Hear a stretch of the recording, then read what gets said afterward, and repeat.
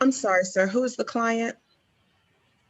Devin Brosnan, Brosnan. I'm not sure what name shows on his screen, but he's the police officer who's been subpoenaed as a witness. Yes, I do see him in the waiting room, but he's a witness, so he'll have to remain in the waiting room until he's called. That's good. That's fine. I just wanted to make sure. Okay. Thank you. Mhm.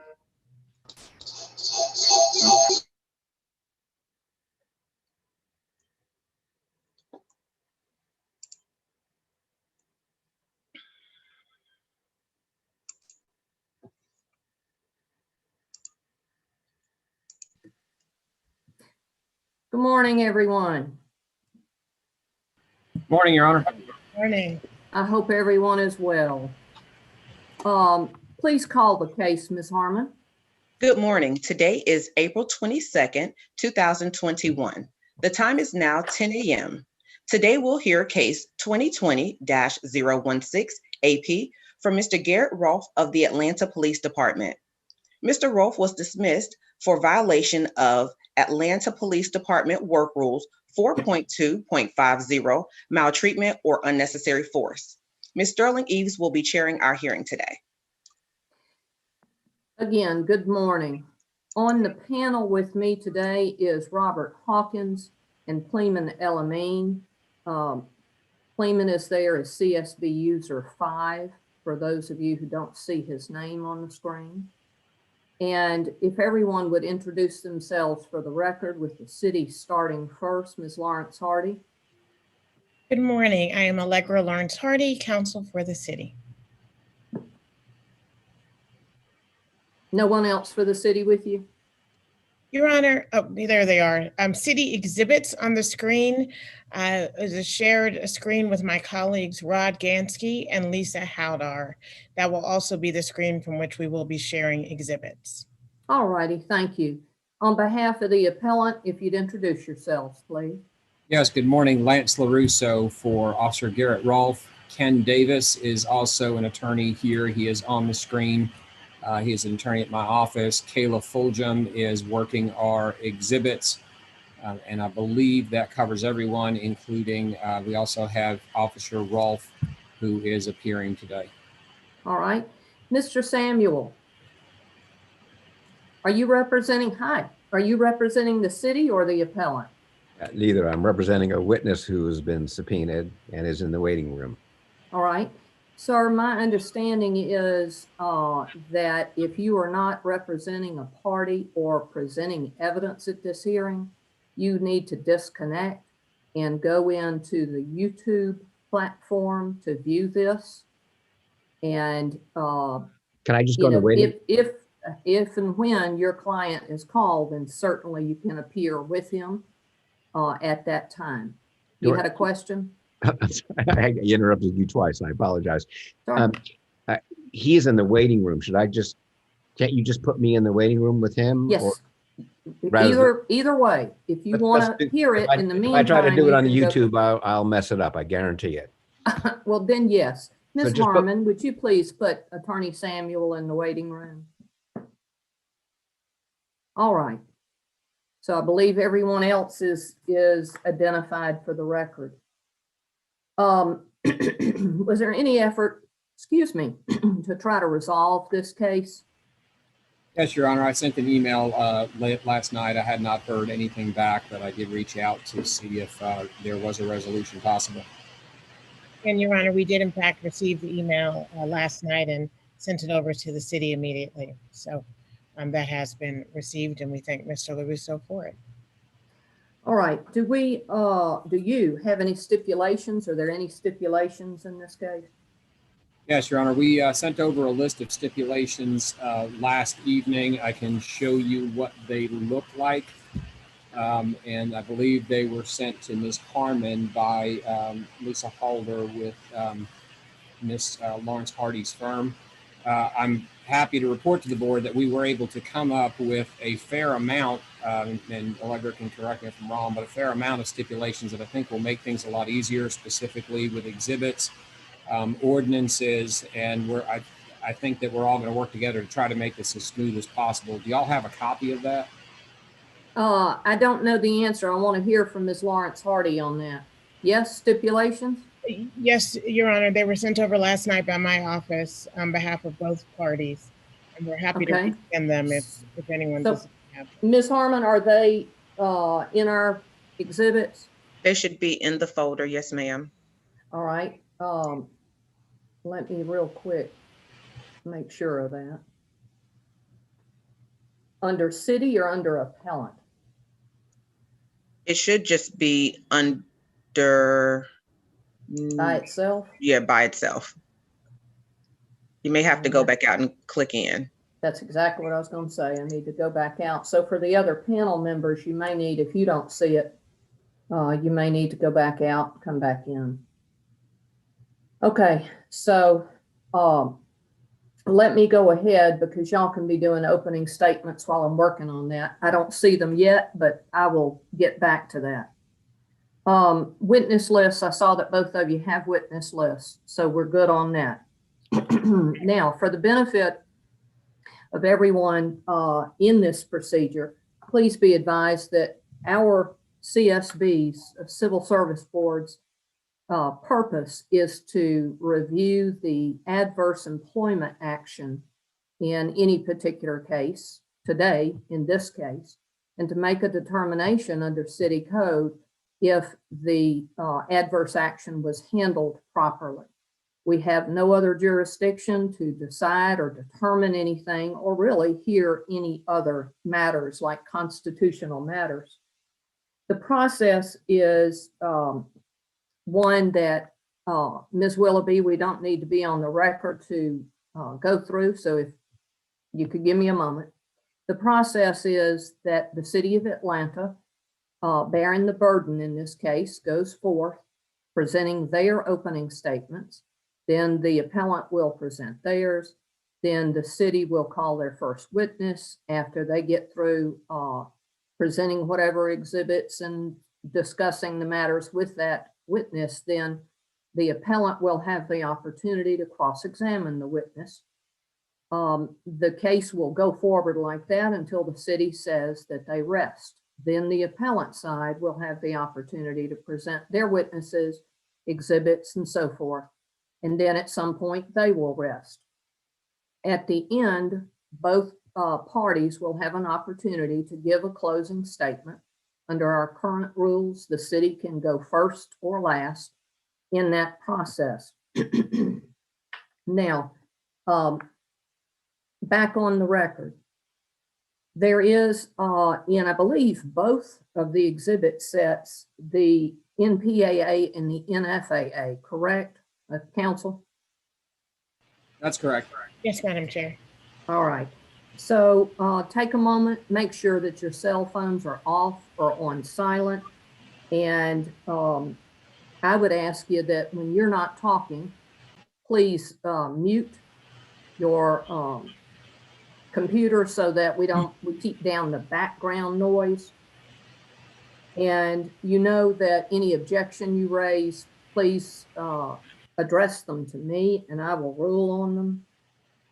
The appellant, Mr. Rolfe, you are to communicate through Attorney LoRusso in this case, please, sir. And hearsay evidence is allowed. We will give it whatever weight we believe is appropriate. Are both parties ready to begin? Yes, Madam Chair. All right. Mr. LoRusso, you're good? Yes, Your Honor. All right.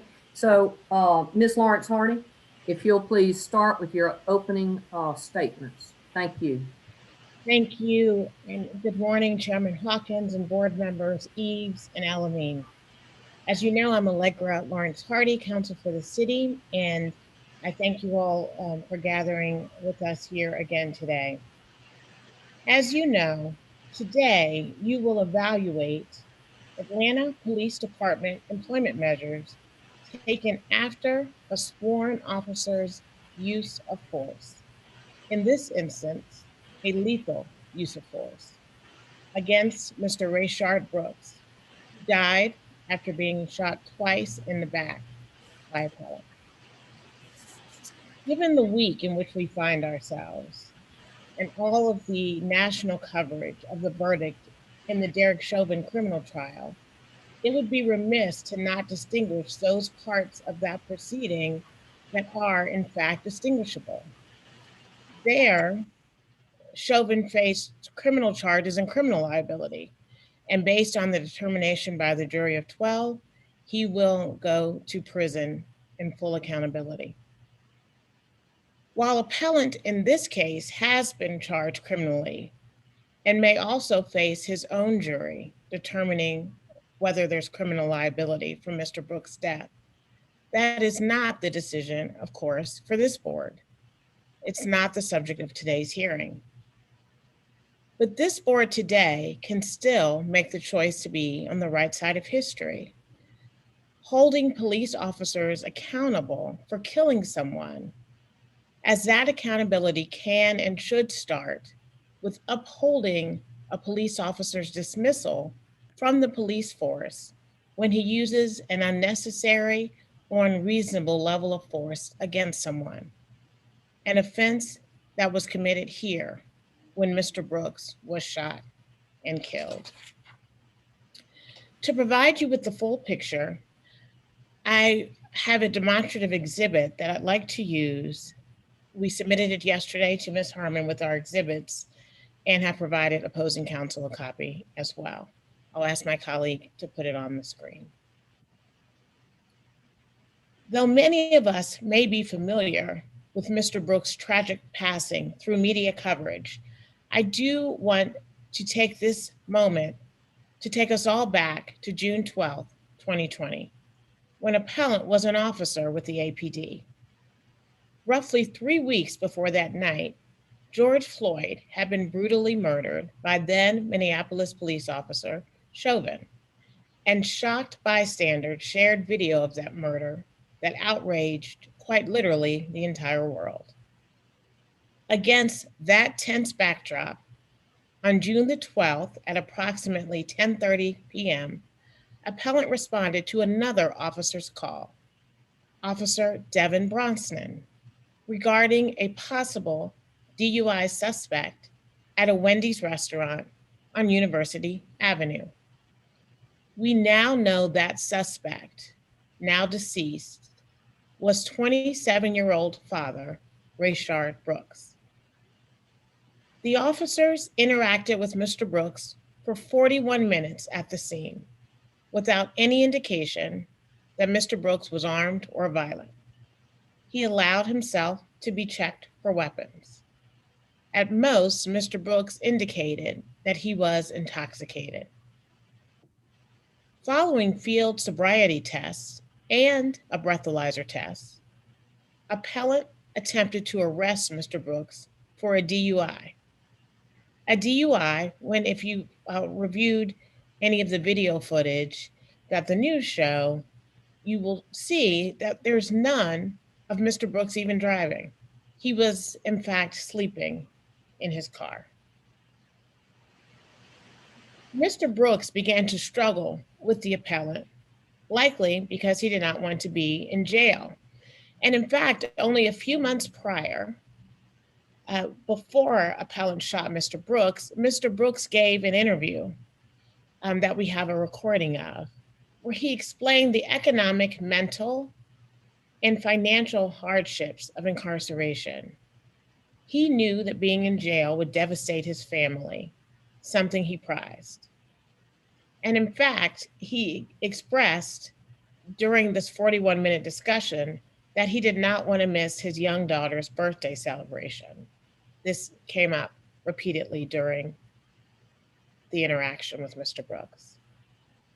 That aside, during the struggle to arrest Mr. Brooks on the basis of a suspicion of a DUI, the appellant deployed his conducted energy weapon, his taser, against Mr. Brooks.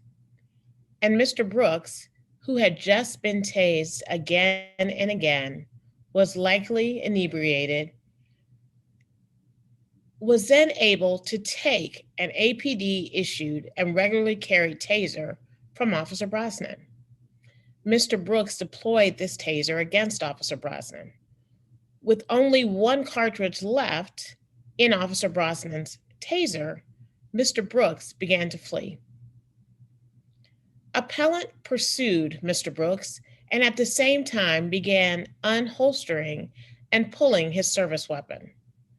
Less than a second later, Brooks, still fleeing, turned to deploy the second and last remaining taser cartridge at Appellant. Brooks did not hit Appellant with the taser discharged. It never made contact. And from Appellant's training and experience, he knew the taser that the still fleeing Mr. Brooks possessed no longer presented any possible threat. It was empty. It couldn't do any harm. Nevertheless, Appellant finished retrieving his service weapon, then aimed and fired 3 shots, 2 of which struck Mr. Brooks in his back, consistent with continued flight. Notably, a third struck an occupied SUV there in the Wendy's parking lot. Appellant's killing of Mr. Brooks was unnecessary and inconsistent with his training, as well as with good judgment. And for that reason, Mr. Brooks lost his life at only 27 years old. His 4 children lost their father, his mother lost her son, and his wife lost her husband. Of course, Appellant also lost his position. We ask you today to uphold that termination.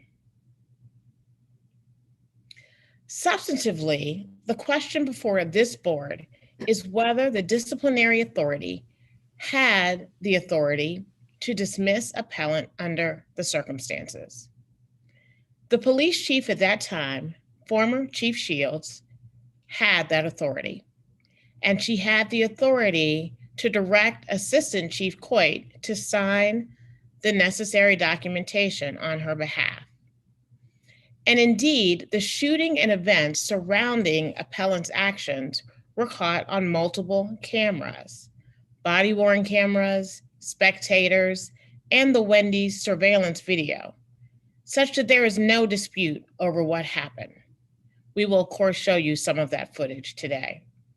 Appellant even provided statements to his superior officers as captured on body-worn cameras.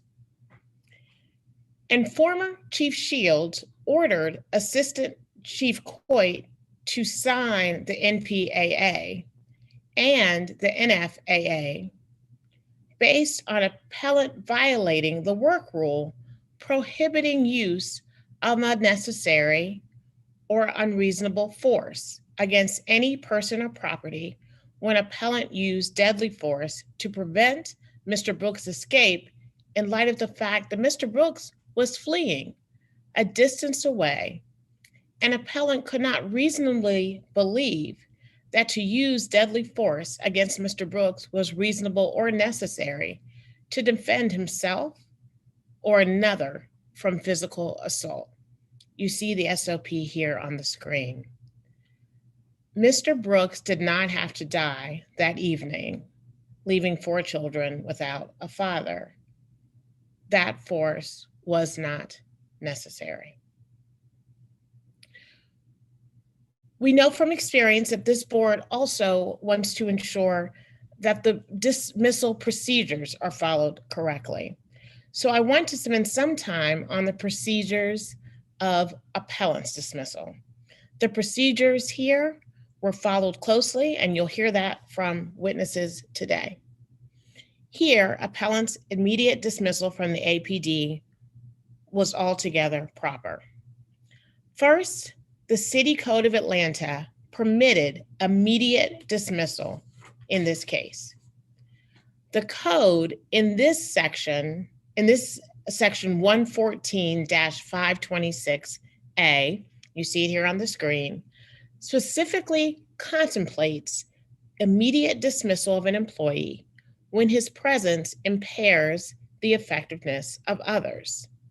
Quote, when the employee's presence impairs the effectiveness of others, action shall be taken to immediately remove the employee from the work environment, close quote. Here we have an officer-involved shooting of a Black man occurring at a time when there are protests against police officer brutality against Black men in particular. Keeping appellant active would have been extremely disruptive. Indeed, watching the videos, you hear the bystanders yelling and angry and hurt and traumatized after the incident. And the Wendy's where it happened, the next night, it was burned down, June 13th, 2020. Second, this board's decision, as upheld in the past by the Georgia Court of Appeals, permits immediate dismissal under Section 526 of the code. I am, of course, talking about the Hanrahan case, showing you a copy of it here. This case, of course, proceeded before this board, and this board upheld the immediate dismissal of an APD officer. The Court of Appeals affirmed that decision, focusing on Section 114-526A, not mentioning 114-532, which I will discuss shortly. And the Court of Appeals, like this board, found that 114-526A means that the APD police chief could dismiss immediately an officer whose actions affected the public standing of the APD. Finally, the APD standard operating procedures contemplate immediate dismissal.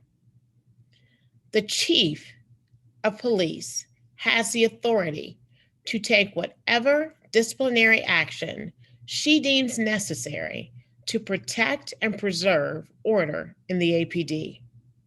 Here, that action was immediately dismissing appellant from the force. I also want to take just a moment to talk about Code Section 114-532. I know that we have discussed this code section with this board before, and you will no doubt hear from appellant today again about Section 532 and the term emergency situations. I want to point out that here in the code itself, it says its conditions for use involve suspensions. Section 114-526, which I just discussed, applies for immediate dismissal. That's what the board applied in the Hanrahan case, and that is the standard the board should consider today. But even if this board were to determine that Section 532A applies, it was still satisfied in this case. First, appellant was effectively suspended with pay immediately following the shooting through the time he was dismissed. It was a short time, to be sure, but the code does not say that suspension with pay has to be for some specific amount of time. That is, after the shooting at approximately midnight, appellant was escorted off the scene by his sergeant. He was required to leave his patrol vehicle and possessions at the scene, and he was taken to APD headquarters. He did not go back to active duty ever after he shot Mr. Brooks, and he was paid until he was terminated, thereby satisfying Section 532A. And under 532B, the APD gave appellant his MPAA that made clear it was an emergency situation. The code does not specify how detailed the statement of the emergency situation that caused the action to be taken must be. The narrative in appellant's MPAA explains that appellant killed someone. That is cause to believe a felony occurred. Indeed, a few days later, appellant was in fact arrested and charged with felony crimes. And finally, the notice requirements of Section 114-530, which I'll discuss next, have been met. So again, even if this board decides that 532 should apply, and we argue that it does not, the ordinance was nevertheless satisfied. Whether using 526 for immediate dismissals or even Section 532 for emergency suspensions, the Section 530 notice requirements were satisfied here. By his own choice, appellant allowed his union representative to receive and sign for his MPAA on June 13th, 2020, with an effective date of June 14th, 2020.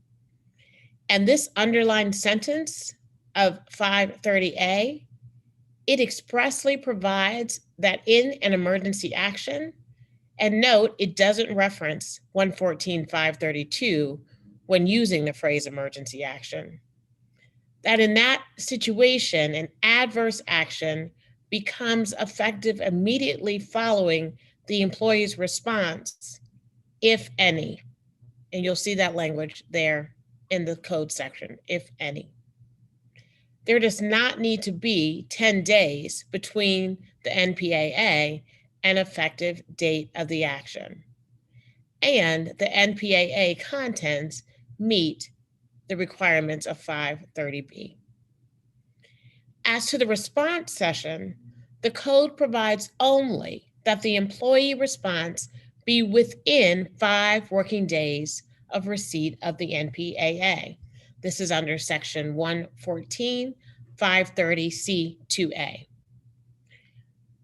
Meaning the response could be 10 minutes or 2 minutes after the NPAA is issued. The response is whenever the disciplinary authority sets it, which here was 4:45 p.m. on June 13th, 2020. And the NPAA says specifically, you may request to reschedule the appointment by calling the disciplinary authority, and that the granting of such request is at the discretion of the disciplinary authority. Appellant did not contact the disciplinary authority. Instead, appellant's union representative appeared for the session and informed the APD that appellant would not be attending the employee response session, which of course was appellant's right and choice. Indeed, APD Standard Operating Procedures 2020 Rule 4.8.3 provides that an employee may allow his or her representative to attend the session in their place. That is proper, and that's what happened here. In addition, appellant's body-worn camera footage reflects that while he was still at the scene on June 12th, he was able to provide an explanation more than once to both his sergeant and his major, both superior officers. And he was able to give a statement to the GBI both the evening of the incident and a month later in the written statement to the GBI. He had multiple opportunities to make statements.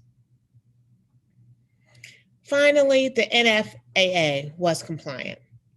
The code says that the NFAA shall be issued no later than 3 days after response. That was done here because appellant elected not to respond. And the NFAA was issued not later than 3 days later. So whether this board chooses to rely upon sections 114.526 and 114.530, as we maintain it should, or even sections 114.532 and 114.530, appellant's dismissal was procedurally proper. And Sergeant William Dean, the advocacy officer for the APD, will testify today, and you will hear him tell you that the procedure was correctly followed. Accordingly, there is no basis to reverse appellant's dismissal from the APD, and we respectfully ask that appellant's appeal be dismissed. Finally, and alternatively, even if this board nevertheless disagrees and chooses to reinstate appellant, only limited back pay should be awarded. I'll mention this part briefly. First, the APD standard operating procedures provide that the board can take appropriate steps to remedy a finding that there was no emergency situation by awarding back pay only equal to the period required for notification during a non-emergency action. That's 10 days. To do that, you'd have to conclude that there was no emergency. Second, the code section 114.553C provides only that the employee shall receive payment as if there had been no break in service. And here, had there been no break in service, the payment appellant would have been receiving is none. Indeed, the other officer involved, Officer Brosnan, who did not fire his service weapon or kill anyone on June the 12th, was suspended with pay effective June 19th, 2020, and without pay effective June 20th, 2020, pending the resolution of his criminal charges of aggravated assault and violation of oath by a public officer that were brought on June 17th, 2020. And both the code section 114.529C1 and APD standard operating procedure 4.9.4 provide that an employee may be suspended without pay for pending criminal court action where the criminal charge is job related or will deter the employee from effective performance of job duties. Here, appellant was also charged with felonies on June 17, 2020, including felony murder, aggravated assault with a deadly weapon, violation of oath by a public officer, and criminal damage to property in the first degree. And the charges are job related and occurred for conduct while appellant was on duty and effecting an arrest. Appellant is also subject to a bond order entered in his criminal case in August 2020 that prohibits him from carrying a firearm and from having any contact with any City of Atlanta police officers except in emergencies. So even if appellant had not been dismissed immediately as he would have been suspended without pay since June 2020, just like Officer Brosnan, or at most since August 2020, when his criminal charges resulted in bond conditions that prevented Mr. Rolfe from being an effective APD officer in any capacity. Accordingly, reinstating and awarding almost a year of back pay at this point when his criminal charges and bond conditions are still pending would not be justified.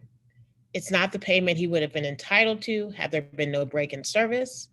And if he's reinstated now by this board, which the city does not believe is warranted, since his dismissal was procedurally and substantively correct, but if the board were to do so, we again would argue that all back pay should be limited to the 10-day notice period for non-emergency actions at the most. Again, we thank you for your time today, for your attention. We believe that you will give this case the careful review it deserves, and we respectfully request that you determine that the decision made here was both procedurally and substantively correct. Thank you. Mr. LoRusso, before you start, is Mr. Rolfe going to appear on the screen? Your Honor, the rules require that he be in attendance. The virtual rules allow him to attend by phone. At some point he may.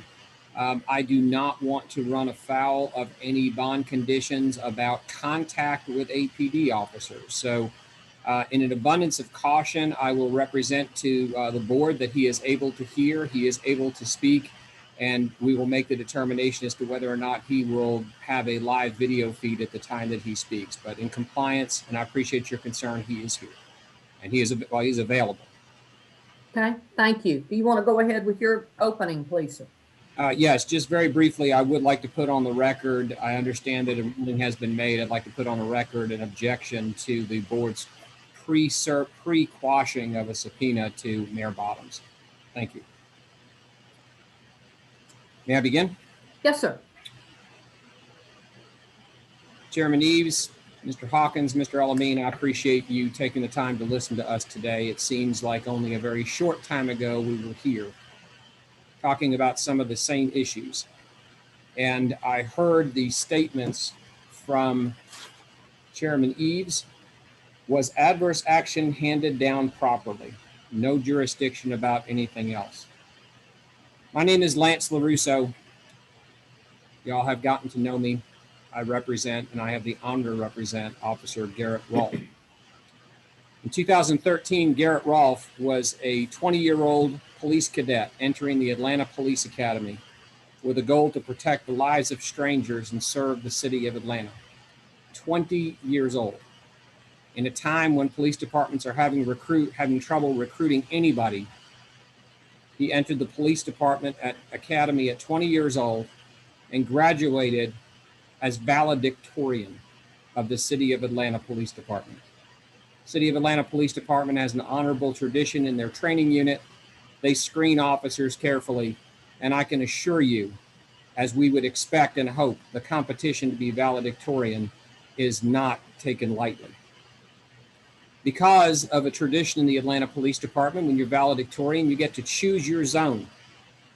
And he said, send me to Zone 3. He said, send me to Southeast Atlanta, south of I-20. Grant Park, Boulevard Heights, the Atlanta Federal Penitentiary, an area with 21 murders in 2019, up 17% from 2018. Nearly 25% of all the murders that occur in the city of Atlanta.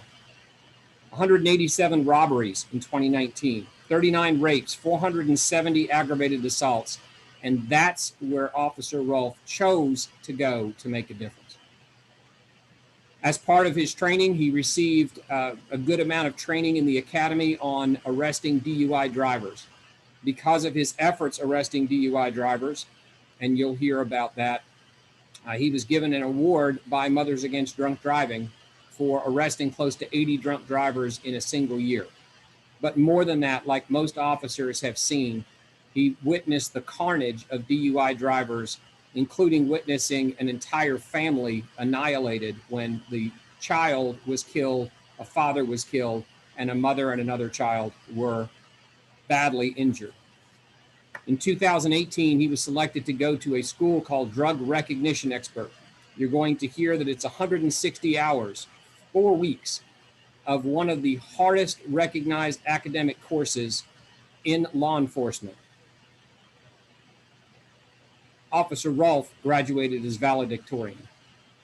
Without a doubt, on June 12, 2020, Officer Garrett Rolfe was one of the best and the brightest police officers in the city of Atlanta serving with that badge. He was assigned to the HIT unit, which specialized in DUI detection. But that wasn't enough for Garrett Rolfe. He applied to a program with the Atlanta Police Foundation called Secure Neighborhoods Initiative. Now, you may or may not be familiar with that. That is a program that allows officers to use the resources of the Atlanta Police Foundation to purchase a house inside the city so they can live in the community they serve. Where was the house Officer Garrett Rolfe wanted to live in? In Zone 3 in the area he served. You're going to hear that he was trained in the use of force, taser use, de-escalation by APD in 2020 and all years prior. You are also going to hear that he was terminated without an investigation in violation of 4 separate policies of the Atlanta Police Department and in violation of nearly every applicable ordinance and policy. The due process rights guaranteed by those ordinances, including 114.530 and 114.532, were violated. And 114.526, which we've heard about, that says the department has the authority to remove an individual from the workplace, does not state you can terminate them. And a brief note about Hanrahan. In Hanrahan, what was dispositive for the appellate court was that prior to the hearing, the officer was given a hearing before the chief of police, and he had an opportunity, you're going to hear that word a lot, opportunity to respond to the charges against him and provide any evidence. In light of those facts, that's how Hanrahan ruled. 4 policies required an investigation based on, with OPS, based on the taser use and an allegation of force. but there was no OPS investigation at all. And you're going to hear a statement by former Chief Shields, January 7th, 2021, as she headed to Louisville. It's not fair to judge an officer by a snippet of video. Now you're going to hear some facts from Garrett Rolfe, but this officer is facing, and we've stipulated that he's facing a host of charges: felony murder, aggravated assault, and many others. He's been charged, but not indicted. So it is highly likely that he is going to be asked questions and he is going to refuse to answer them. And that is his right under the U.S. Constitution, under the state constitution, and under a code section, 24.5.505. No party or witness shall be required to testify as any matter which may incriminate or tend to incriminate such party or witness, or which shall tend to bring infamy, disgrace, or public contempt upon him. Officer Rolfe denies that he violated 4.2.50, but as stated by Chairman Eves, that is not the issue. The issue is, was the adverse action handled properly? I wrote down the quote. We are not here to get into the facts of this issue so far as the use of force, because we know it creates a great deal of problems for the board with people pleading the fifth, and you probably expect them to plead the fifth. We are here challenging the gross violation of the ordinances, policies, and due process that were committed by the city of Atlanta after June 12, 2020, and his termination. And you'll note, and you're going to hear about section 98-28 that says the police chief can hire and fire, but they must follow the procedures, rules, regulations, and ordinances prior to doing so. So we have no intention of getting into discussing or entering in discussions about the events that occurred on June 12th. Our focus will be demonstrating the ordinances and policy violations that require the reinstatement. You will also hear sufficient facts that for the third time in a 2-week period between the 30th of May and June 13th, the city of Atlanta grossly violated due process rights of a city of Atlanta police officer as set forth and guaranteed in the policies and procedures and ordinances of the city of Atlanta. Coincidentally, they are the same violations this board found in the terminations of investigators Gardner and Streeter that required the reversal of their terminations on February 1st, 2021. They are virtually identical. City has the burden of proof. Was the adverse action handled properly? That includes the burden to prove that all due process requirements set out in the ordinances and policies were followed. The city should reverse, or in the terms that the city uses, revoke the termination, reinstate Officer Rolfe with full back pay plus benefits for 2 reasons. Number one, the city failed to properly investigate his actions in violation of 4 policies. Number 2, the city failed to follow proper procedure during the termination in violation of policies and ordinances. That is the end of my closing. I would ask to invoke the rule. We do have an expert witness, Charlotte Ware. We may or may not need her, Chairman Eves, and I just, depending on the city's case, we may not need her. She is a handwriting expert. I will commit to you and the board that I will do everything I can to shorten my presentation as much as possible. And at the point where I do not believe she is necessary, then I will either signal that appropriately or I will just cross her off my witness list. We thank you for your time. Thank you. Let me add one thing for the record. On behalf of the Civil Service Board, I want to express the condolences to all concerned for the life lost in this case, and again reiterate that our only purpose here is to review the adverse employment actions as they apply in the city code. Ms. Lawrence Hardy, are you ready to go forward with your first witness? I am, Madam Chair. Thank you. All right. The city calls Assistant Police Chief Coyt.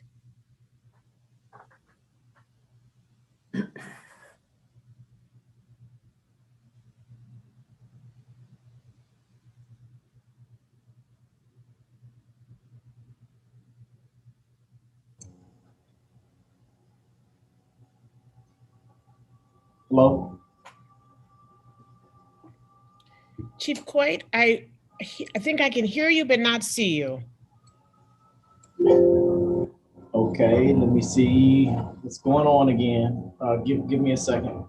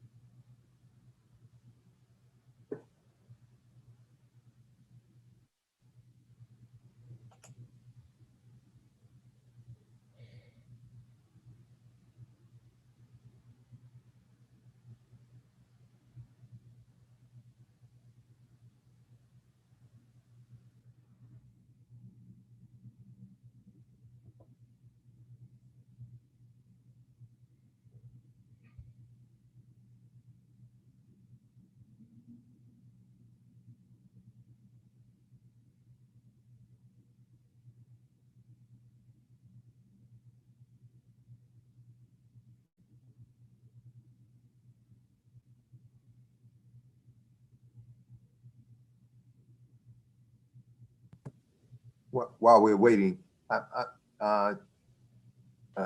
did we find the stipulations? I'm having trouble locating the stipulations. Are they there? Yes, I found them. If you go all the way back out and click on the link to come in to see the exhibits, then they will appear. That's what I wound up doing. And they are labeled stipulations? Yes. Okay. Mr. Hawkins, you found them, yes?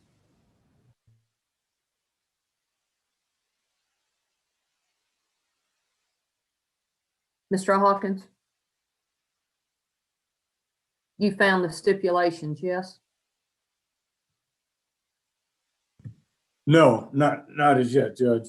Okay, so if y'all, if you go back out, and I just went directly to Ms. Harmon's email and clicked on that link she has at the bottom of the email about how to get to the exhibits. And once I did that, then I was able to get back in. So Ms. Lawrence Hardy, any idea where the chief went?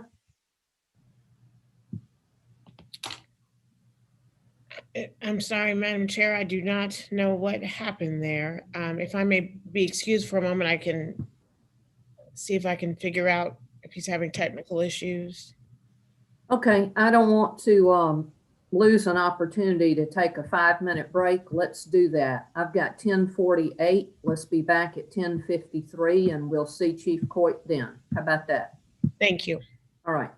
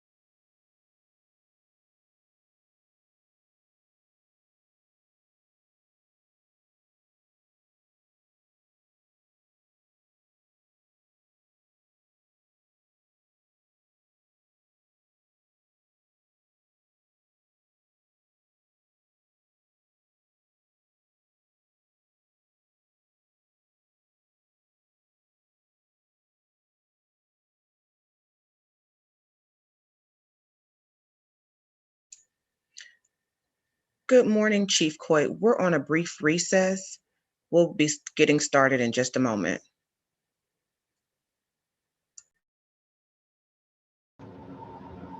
Hello, can you hear me now?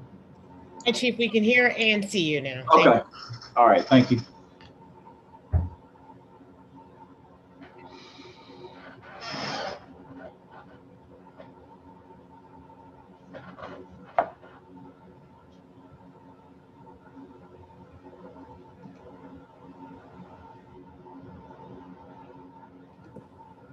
Good morning, Chief. As soon Good as morning. everybody else gets back, we'll get started. Okay.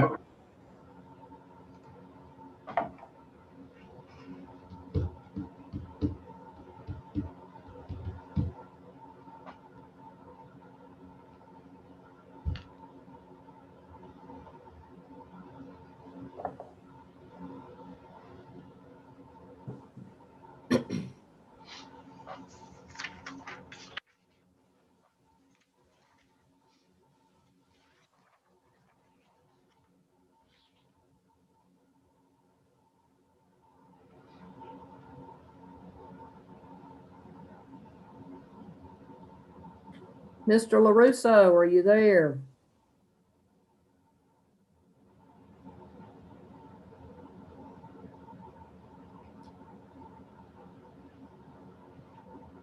Mr. LoRusso.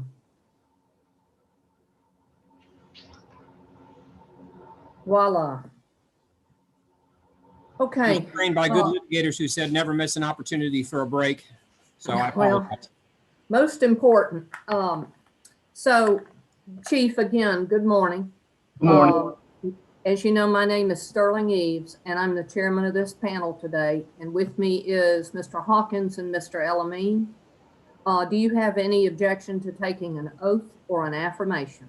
No, I do not. Would you please raise your right hand? Do you solemnly swear or affirm that the evidence you will give before this hearing will be the truth and nothing but the truth? Yes, I do. Thank you. And put your hand down. Please tell us three things. Tell us your name and spell it for the court reporter. Secondly, tell us what your title is. And number three, tell us how long you've been with the city of Atlanta. Okay. My name is Todd Coyt, Todd Coyt. Presently, I am the Assistant Chief of the Atlanta Police Department, and I have been employed with the Atlanta Police Department for 29 years. Thank you, sir. Ms. Lawrence Hardy. Thank you, Madam Chair. Good morning, Chief Coyt. You've been the second in command of the APD as the Assistant Chief of Police for 2 years. Is that correct? Yes, it is. And in that role, you report directly to the Chief of Police? Yes, I do. I'd like to start by talking with you today about the APD work rules. I'm going to start by showing you what's been marked as Exhibit C3. Can you see that here on your screen? Yes, I do. This is the APD Standard Operating Procedures 2010, effective January 18th, 2019. Were these the work rules in effect in June of 2020? Yes. And moving forward to page 12, I'm going to show you on the screen Rule 4.2.5.0 regarding maltreatment or unnecessary force. Are you familiar with this work rule? Yes, I am. And can APD officers be terminated for violation of this rule? Yes, they can. And this Rule 4.2.5.0 was in fact the work rule for which Appellant Rolfe was terminated. Is that correct? I believe that is correct, yes. Now, moving on to Mr. Rolfe's termination, I'd like to show you Exhibit C1, which is Mr. Rolfe's NPAA. Is that your signature on the document? We'll scroll down. Yes, it is. And the employee response session set here in the NPAA is June 13th, 2020 at 4:45 p.m. Is that correct? Yes. And were you at APD headquarters at that time set for the employee response session? Yes, I was. Okay, I'm going to show you Exhibit C2, Mr. Rolfe's NFAA. Is that your signature on this document as well? Yes, it is. And can you tell me why you signed and not former Chief Shields, whose name we see printed on the NPAA and NFAA? I believe the reason that I signed, we were in various meetings and a lot of things were moving rather quickly. And so the document was given to me to sign because they wanted to move ahead with the process. So I signed the document. And just to be clear, did Chief Shields herself ask you to take care of the signatures on the document? Yes. And the Chief of Police has the authority to terminate an officer, correct? Yes, the chief has the authority to terminate an officer. And whether termination is the appropriate level of discipline is in the discretion of the Chief of Police. Is that correct? Yes, it is. So when former Chief Shields told you to sign the NPAA and the NFAA, that was her decision to make at that time. Is that correct? Yes. And I'm sorry, I didn't mean to interrupt you.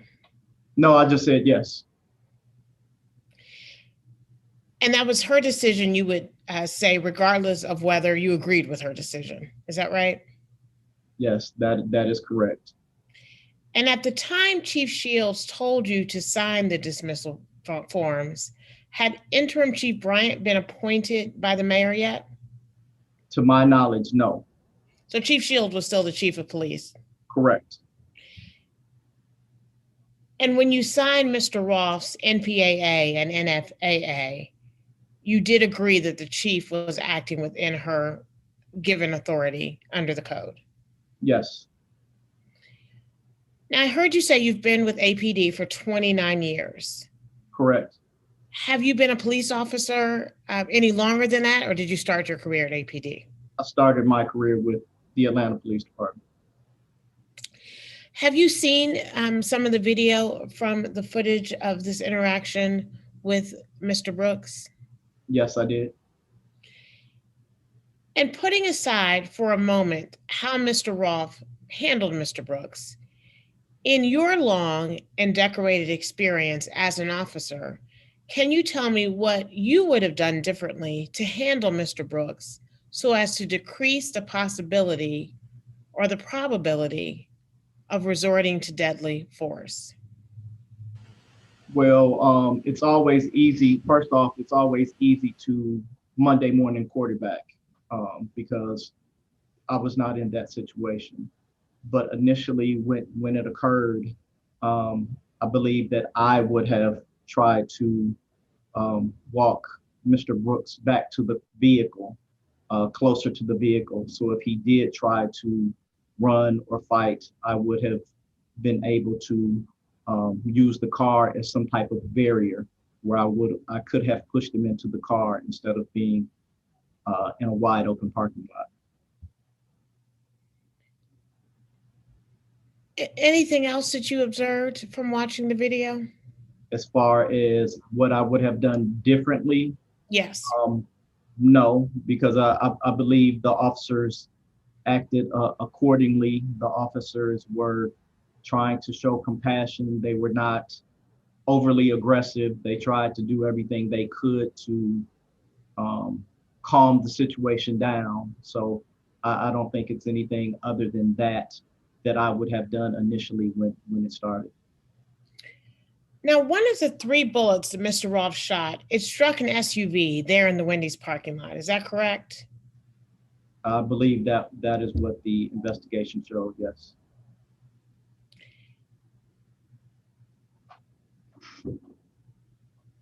And there were civilians in that car. Is that correct?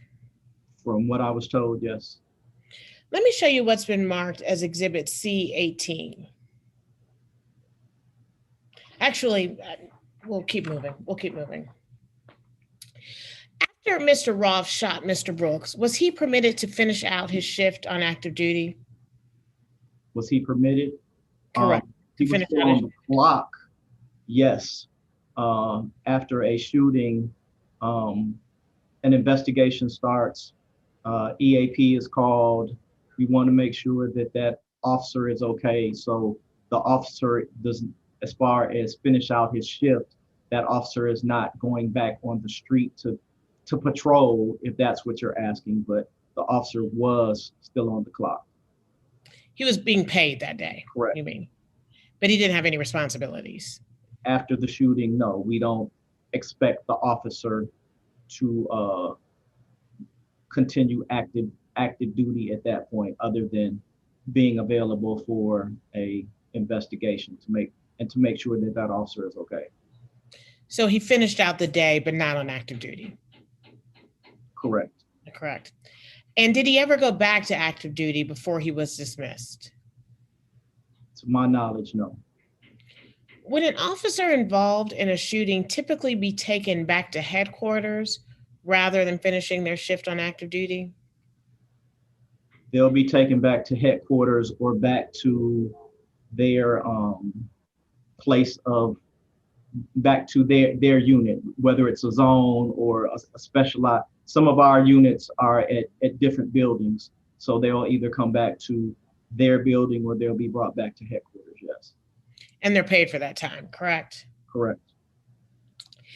Now, the other officer involved that evening with Mr. Brooks, Officer Brosnan, he's been suspended without pay since June of 2020, pending the resolution of his criminal charges. Is that correct? Correct. And to your knowledge, has Mr. Rolfe also been criminally charged for his conduct involving Mr. Brooks that evening? Yes, that was the former DA's discretion. That is what happened, yes. And it's your understanding that as a result of his pending felony charges, Mr. Rolfe cannot have a weapon or talk with anyone at APD. Is that correct? That was one of the stipulations, yes. And with these restrictions, would he have been able, it would be possible for him to return to active duty at APD? No, that would have been a violation of what the court had ordered. In his criminal case? Yes. Thank you. I reserve the right for redirect and also to recall the witness as if recall may be necessary, because we don't know at this point whether Mr. Rolfe will invoke the Fifth Amendment, and we may have some additional evidence that we may need to bring in through Chief Coyt if Mr. Rolfe does so. All right, Mr. LoRusso, Cross. Good morning, Assistant Chief Coyt. How are you? Good morning. I'm fine. How are you? I'd like to thank you for appearing today. Can you tell the board what FURA leave is? F-U-R-A leave? FURA leave. I'm not testing the acronym. That's okay. When that happens, we typically take the officer off of the street to make sure that he or she is physically and mentally okay after the officer involved shooting, and it also gives time to start the investigation. Okay, and it's typically a 3-day force use reassignment. Is that basically what it is? Yes, that is the Atlanta Police Department's policy, yes.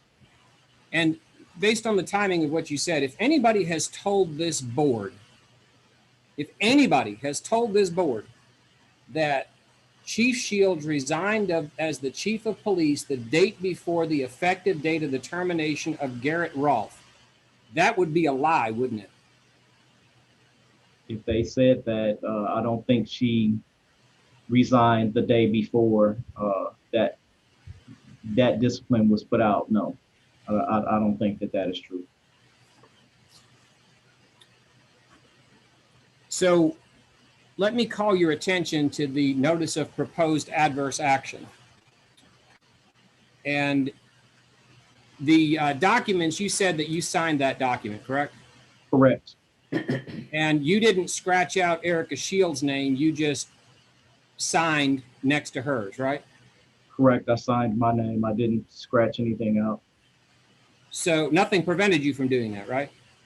No. Okay, so if I was a private citizen and I were to do an open records request for that document, unless I knew what your signature looked like and what Erica Shields' signature looked like, I would think Erica Shields terminated Garrett Rolfe, right? Yes, Your printed name does not appear anywhere on the notice of proposed adverse action or the notice of final adverse action, correct? and recalling how it looked, I don't believe my name was printed on the document, no. So let's pull up the disciplinary process. It's A5, it's been stipulated to, and it's page 26. There is a time between the notice of proposed adverse action, the notice of final adverse action, correct? Typically, there is a time, yes. And that time is in order to give the employee an opportunity to review the investigative file and obtain legal or other representation. Do you recognize that from the policy? And I'll pull it up for you. It's 4.8.2, subsection D, page 26.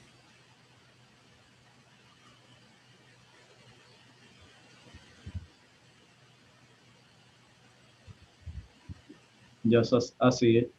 So the purpose of the employee response session is to give the employee an opportunity to prepare to have a statement and a meeting with the chief so they can respond to the proposed adverse action, correct?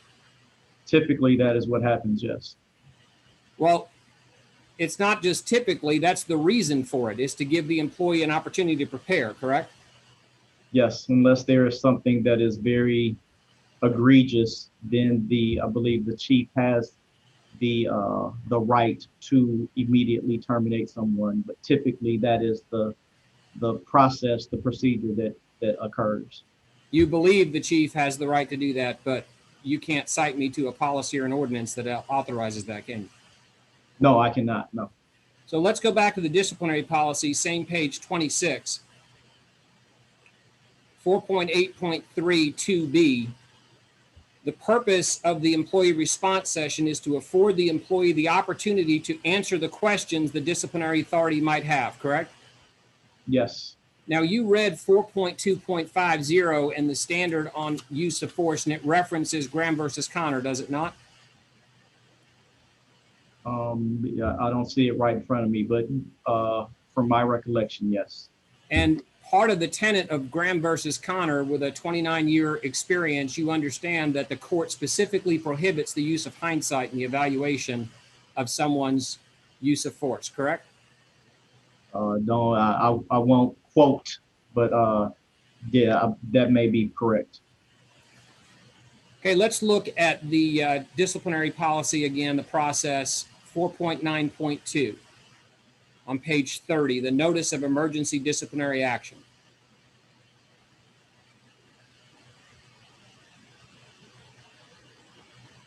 So basically,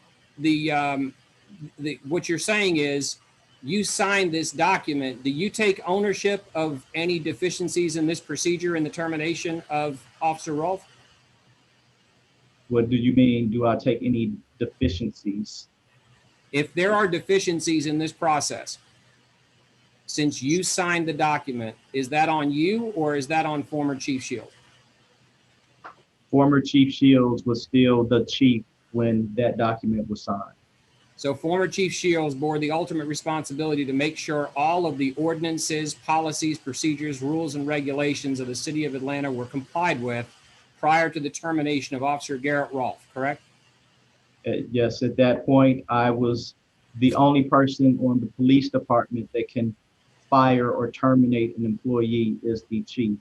I was the assistant chief, so I did not have the authority to terminate any employee. Okay, let's go to page 30 of 48, 4.9.2, notice of emergency disciplinary action. So you mentioned in extreme circumstances, there is a little bit of a change in the procedure. Would you agree? Yes. And 4.9.2.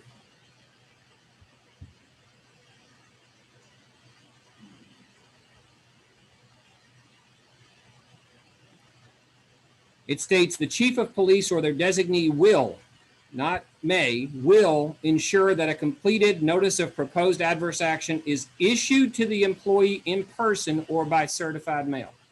Did I read that accurately? Yes, you did. So based on your previous testimony, it was Chief Shields' obligation to make sure that Officer Rolfe received a copy of the notice proposed adverse action in person or by certified mail, correct?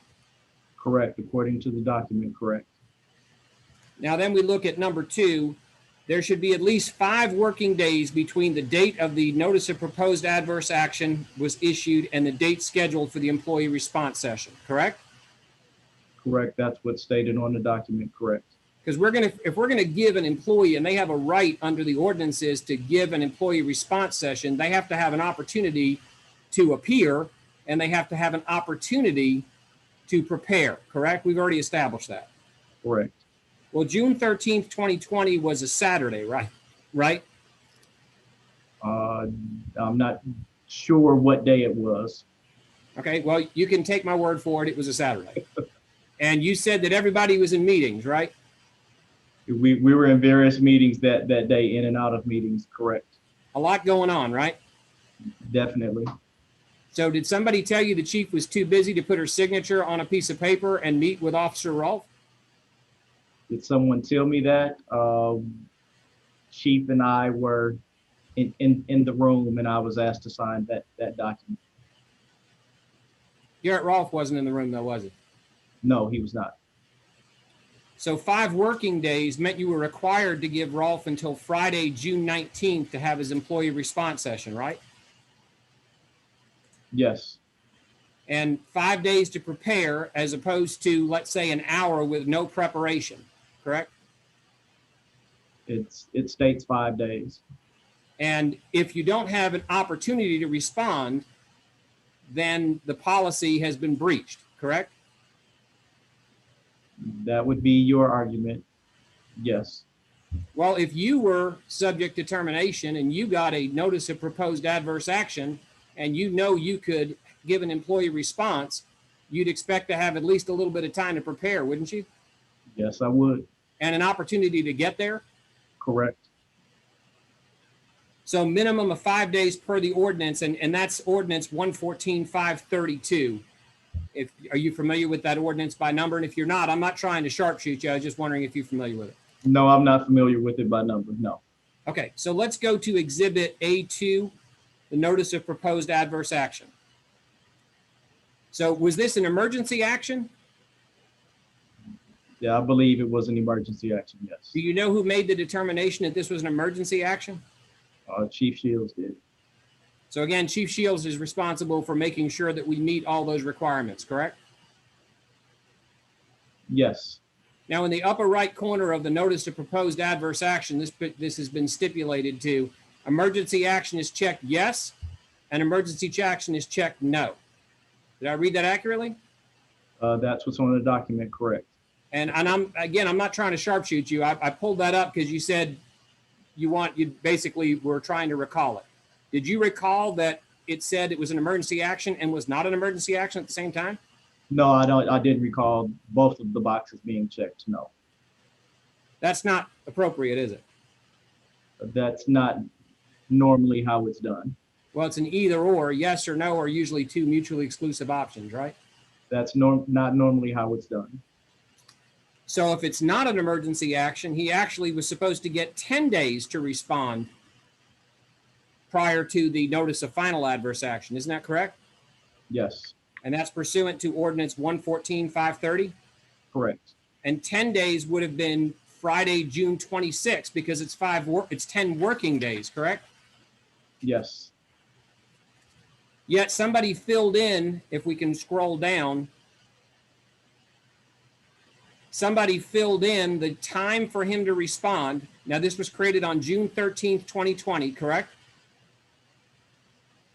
yes, it was June 13th. So somebody filled in the time for his employee response, the deadline, if you will, of June 13th, 2020 at 4:45 p.m. Yes, And again, it says Chief Shields, but we would have no way of knowing that was your signature unless somebody told us, right? well, I think it's readable, but yes, yeah. Well, mine's not readable either, so don't feel bad. I can't read it. So then it says employee did not attend, and there's a witness signature there, correct? Yes. Now, you weren't there when that was signed, were you? No, I'm not sure whose signature that is. Well, whoever it is signed it June 11th, 2020, correct? That's what's on the document, correct? Well, it clearly wasn't witnessed June 11th of 2020 because that's the day before all of this occurred, correct? Yes. So for all practical purposes, there's no witness signature on that. It's invalid, isn't it? There is a signature on there, but for whatever reason, they put the wrong date. Well, it's important that documents are filled out properly in the City of Atlanta Police Department, correct? Oh, definitely, yes. Now, you have police recruits and FTOs. Yes, we have recruits and field training officers. Yes, we do. And you have a standard for how many typos can be on a report by a recruit before a field training officer makes him rewrite it, right? Yes. Was anybody watching over Chief Shields to make sure that all of these typos didn't appear, like wrong dates and emergency action, yes or no? Yes and no? Was anyone watching over her? I'm not familiar with that anyone was watching over her, no. Well, she's the chief. I mean, you shouldn't have to, right? Correct. So when we go to the body of this document, and if you can scroll up a little bit, Kayla.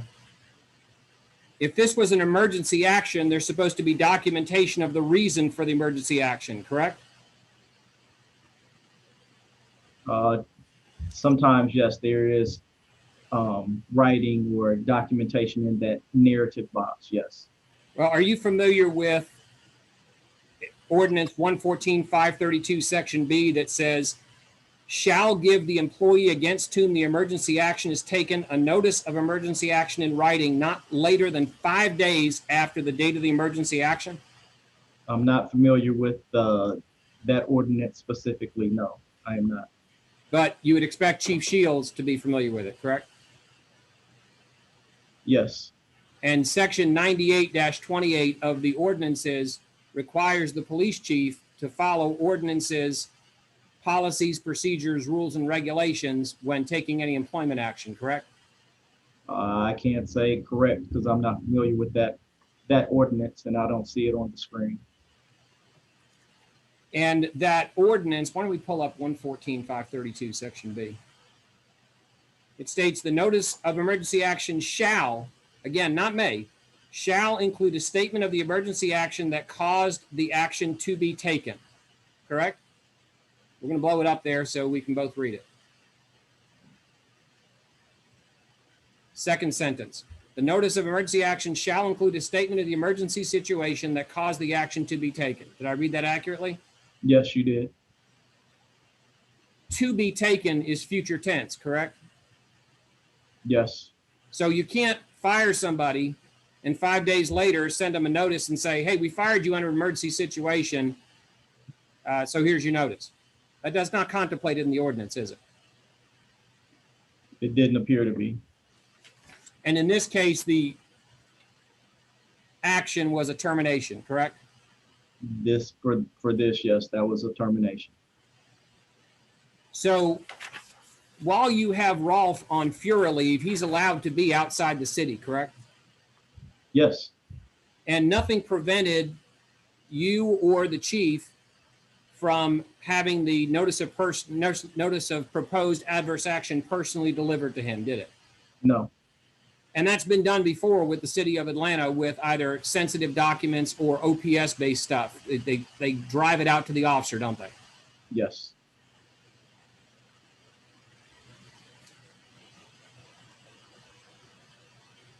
You agree that the mayor had no authority to fire Garrett Rolfe, right?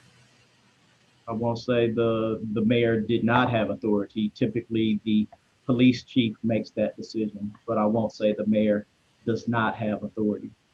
We'll have to just defer to the lawyers on that. Fair statement? Definitely. Okay. Let's go to the disciplinary process, 5.26, page 46 of 48. It's A5.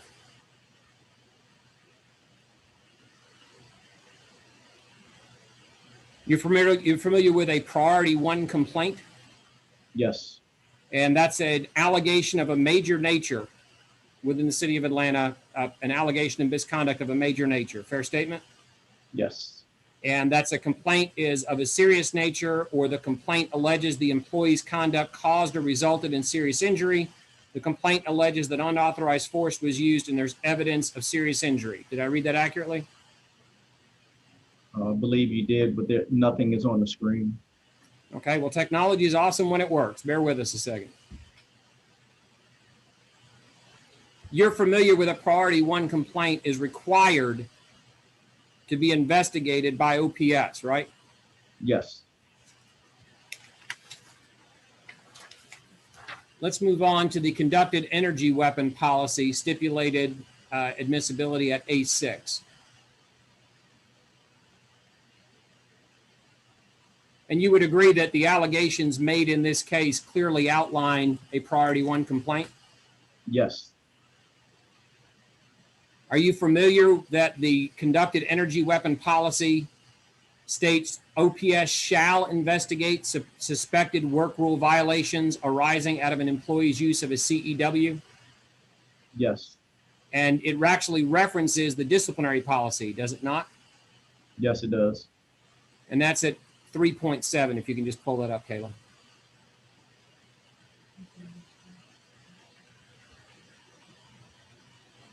Okay, well, I'll just note for the board has that, it's 3.7. Let's go to the use of force policy, which has been stipulated at 3.6. OPS will investigate suspected work rule violations arising out of an employee's use of force in accordance with APD disciplinary process. You're familiar with that, correct? Yes, I am. And the work rules policy, which has been stipulated, all violations of work rules shall be investigated fairly, uniformly, and equitably, correct? Correct. Okay, let's go down to the use of force policy here to 3.6. And just for the board's benefit, I apologize, we're having a little bit of a lag. So there it is, 3.6. The Office of Professional Standards will investigate suspected employee work violations arising out of an employee's use of force in accordance with the disciplinary policy, correct? Correct. Now, OPS never interviewed Officer Rolfe about this case, did they? I am not familiar with if they did or did not. Well, you agree, based on what we've gone through, 4 separate policies in the city of Atlanta require OPS to do an investigation of a priority 1 complaint, such as is outlined in the notice of proposed adverse action, correct? Yes. And you never met with Officer Rolfe for his employee session, correct? No, I did not.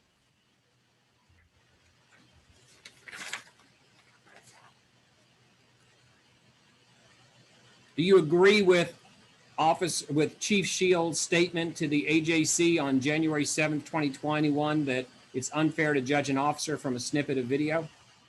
Oh, yes, I agree with that. And that's why we have OPS do in-depth investigations, including statements from the officers, correct? Correct. Now, the notice of final adverse action, which is Exhibit 3. Let's pull that up a second.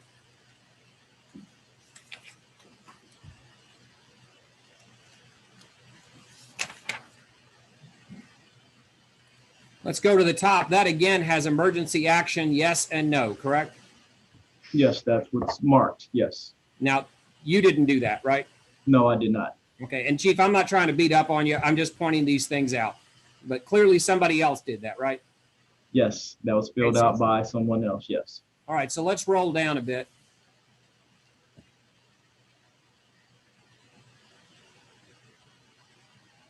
And the statement employee did not attend is also handwritten in there. You don't personally know whether he attended or not, correct? Correct. And you were not there when a union rep supposedly received documents on behalf of Officer Rolfe, correct? Correct. And Chief Shields was not there when a union rep supposedly received documents on behalf of Officer Rolfe, correct? I'm not aware of that. Okay, well, I do not know. She was in meetings, right? She was in meeting. We were both in meetings at various times of the day, but I don't know if she was present when a union rep was there. So I cannot answer that with a yes or no. I do Let me not ask you this. If you were not there when the union rep showed up to reportedly receive documents on behalf of Officer Rolfe, and Chief Shields was not there, then there was no opportunity for Officer Rolfe to provide an employee response session, was there? No, there would not have been.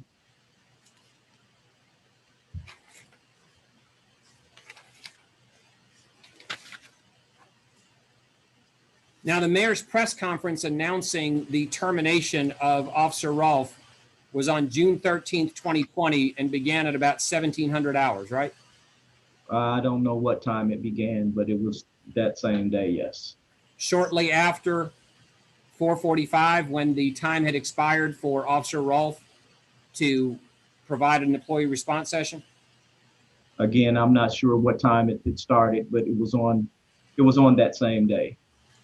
Were you there at the press conference? No, I was not.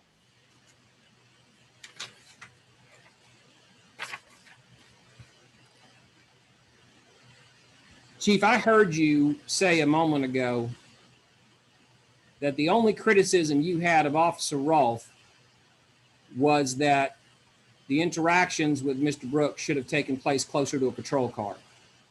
That, to me, that was not a criticism. I was asked what I may have done differently, but that by no means was that a criticism.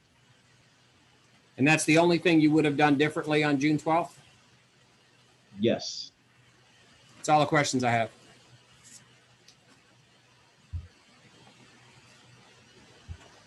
Any redirect, Ms. Lawrence Hardy? Yes, brief redirect. Thank you. Chief Coyt, to be clear, the chief, former Chief Shields, is the one who exercised her disciplinary authority to terminate Mr. Rolfe. Is that correct? Correct. And in an emergency dismissal under Code Section 530A, which here is Exhibit C7, I can show you again if you'd like, the adverse action can be effective immediately after the employee response session. Is that correct? That is my understanding, yes. And let's look at Exhibit C7. I want to show you that in 530 C2A,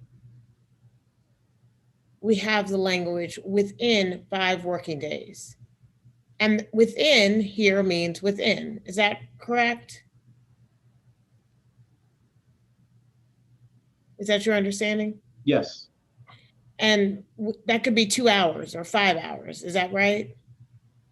That is my understanding, yes. And would you agree that the city code controls over APD standard operating procedures if there appears to be a conflict, such as between 530C2A here within 5 working days and the language that Mr. LoRusso showed you from 4.9.2 of the SOPs where it says at least 5 working days? The city code is the ultimate decider. Is that your understanding? That is my understanding. We try to make sure that our operating procedures don't violate city code. Because city code is the ultimate authority that's granted, correct? Correct. And here, even if the dismissal process were slowed down, would you agree that the best case scenario for Mr. Rolfe, who was charged with felonies, is that he would have been suspended without pay since last June, just like Officer Brosnan? You said the best case scenario? Correct, if it had gone differently in terms of the dismissal process. Yes, typically if someone is suspended and charged with felony, and they're charged with felonies, they are suspended without pay. And that's the case with Officer Brosnan, correct? I believe so, yes. And he's been suspended without pay since last June. I believe so, yes. Thank you. No additional questions. Although again, we reserve the right to recall Chief Coyt if necessary. Recross? Yes. We've heard a lot about this 114.526. it states removing an employee under extreme circumstances from the work environment. It's possible to remove an employee from the work environment without terminating them, isn't it? Yes, it is. And y'all have done that on numerous occasions with officers when there's death threats for them, when there's issues that may be a fitness for duty, or there may be a FURA, for example. They're removed from the work environment, correct? Correct. So the FURA leave is no different than someone just being removed from the work environment for some other reason. It's not a suspension and it's not a relief of duty, is it? FURA is not a suspension, no, and it's not a relief of duty. It's a change in assignment, essentially, temporary change in assignment. Yes. And when you have an employee who is facing charges, they can return to the City of Atlanta employment on what's called non-enforcement duty, correct? Yes, but typically, as I stated, if they are charged with a felony, they aren't allowed back to the work environment. In 29 years, Assistant Chief Coyt, you have seen officers facing felony charges that are returned, listed on non-enforcement duty, and they are not suspended without pay. Is that a fair statement? I would not say that's a fair statement, no. Do you know officers Gardner and Streeter? Yes. Do you know their current status? No, I do not. They were, I believe they are, they just had a hearing, did they not? And initially they were suspended without pay.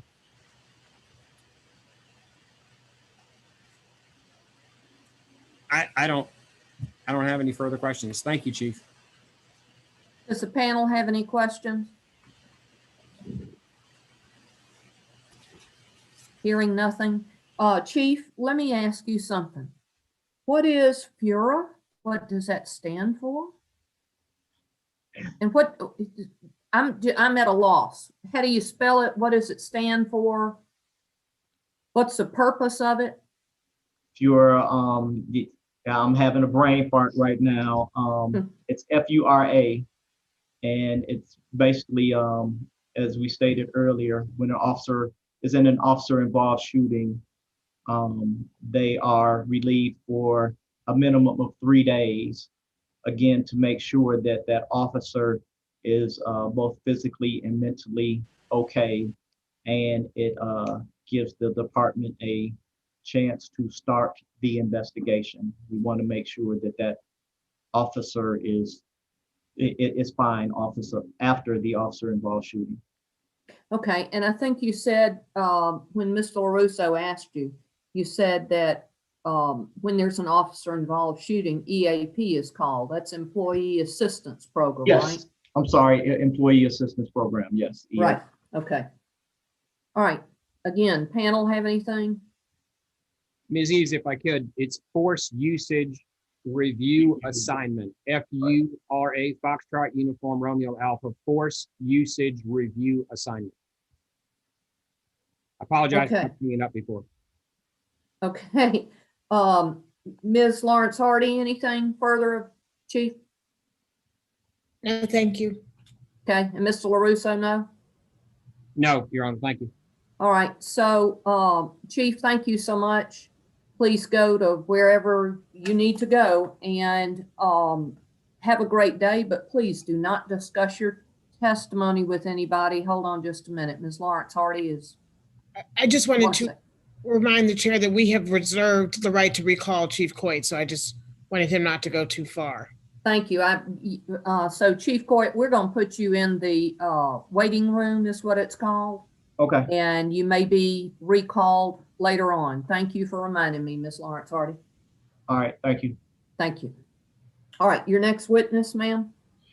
We now call Sergeant William Dean.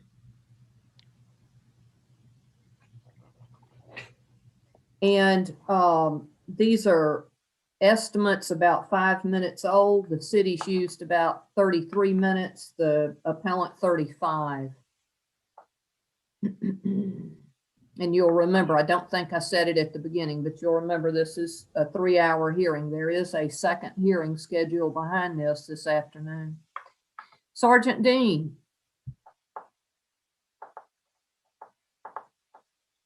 You're on mute. Okay. There you go. How are Well- you doing today? I'm all right. How is everyone? I think everybody's fine. I'll just speak on behalf of everybody. My name is Sterling Eves, and I'm the chairman of this panel today. With me is Mr. Elamine and Mr. Hawkins. Do you have any objection to taking an oath or an affirmation? I do not. Would you please raise your right hand? Do you solemnly swear or affirm that the evidence you will give before this hearing will be the truth and nothing but the truth? I do. Thank you, sir. Please tell us three things. If you would tell us your name and spell it for the court reporter. Secondly, tell us what your position is with the department. And number three, how many years you've been there. Okay. My name is William Dean. It's WILLIAM DEAN. I've been with the Atlanta Police Department since 1995. I'm currently assigned to Internal Affairs, where I'm a sergeant in the advocacy unit. Advocacy unit. Thank you, sir. Ms. Lawrence Hardy. Thank you, and good morning, Sergeant Dean. Good morning. You've been in OPS since 2006, is that correct? That's correct. And have you been the advocacy officer that entire time? No, I think I took over maybe 2011, 2010. As advocacy officer. Yes. And I know you've testified before this board before, but can you just remind all those who are watching what the role of the advocacy officer is in OPS? The advocacy unit prepares formal charges for the disciplinary authority, any adverse action, which are suspension days for the whole, police department. And we work with the law department. And part of your role as advocacy officer is reviewing disciplinary procedures and identifying problems in the process. Is that correct? That's correct. And that's something you've been involved with since 2011? Yes. I'd like to show you Exhibit C1, which is Mr. Rolfe's NPAA. Did you assist with drafting this document? Yes, I did assist with drafting it. And here at the top of the first page, we see both yes and no checked under emergency action. So as you can imagine, that's been a source of a bit of confusion this morning. Well, I could clear it up. It's a typo. It was a very rushed situation. This was an emergency action, so therefore there should be no check in the no box. It should just say yes, correct? Correct. And based on your years of experience, APD, and particularly with OPS, can an emergency action include immediate dismissal without the standard 10 days notice of charges to an officer? Yes, I've seen it before. I'd like to show you Exhibit C6, which is Atlanta City Code, Section 114-526. Looking at the second sentence, you'll see the following, quote, when an infraction is such as to impair or destroy the future effective performance of the employee, the employee's presence impairs the effectiveness of others or presents danger to the employee, others, or city property, action shall be taken to immediately remove the employee from the work environment. Did I read that correctly? Yes. And the code does have this provision, correct? That's correct.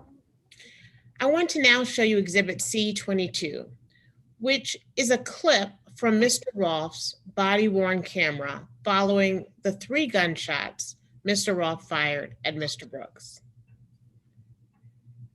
I will pause now so that we can see this footage. Got my fucking taser.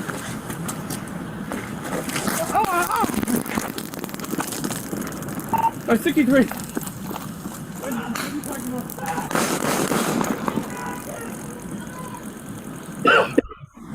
Put your hands on your back! Put your hands on your back!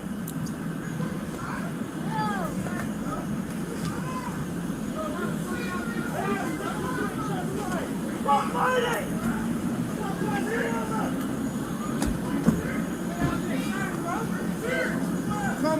man.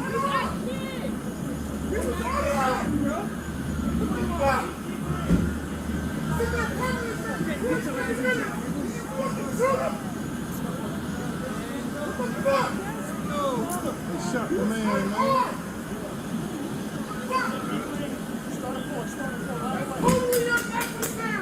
Man, that's messed up, man.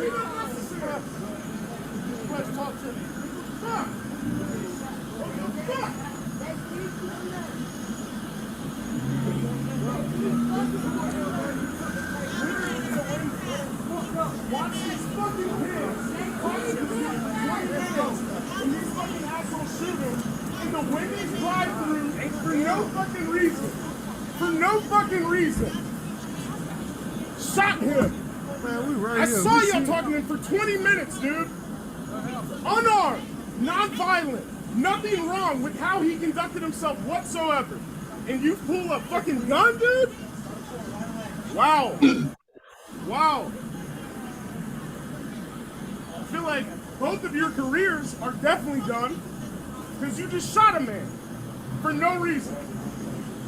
This pig and these two. Yeah, something like your bullet, dude, for no reason. Jumbling with the fucking glove, you fucking clown. Fucking disgusting. Fucking disgusting, dude. We sat there, watched these fucking pigs harass him for 20 fucking minutes for no reason. And then you fucking shoot him? The fuck? Fucking pigs, dude. Every fucking time. Fuck.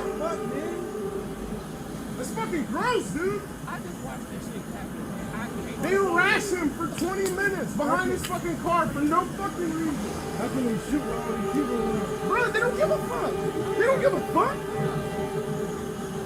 Wow, dude.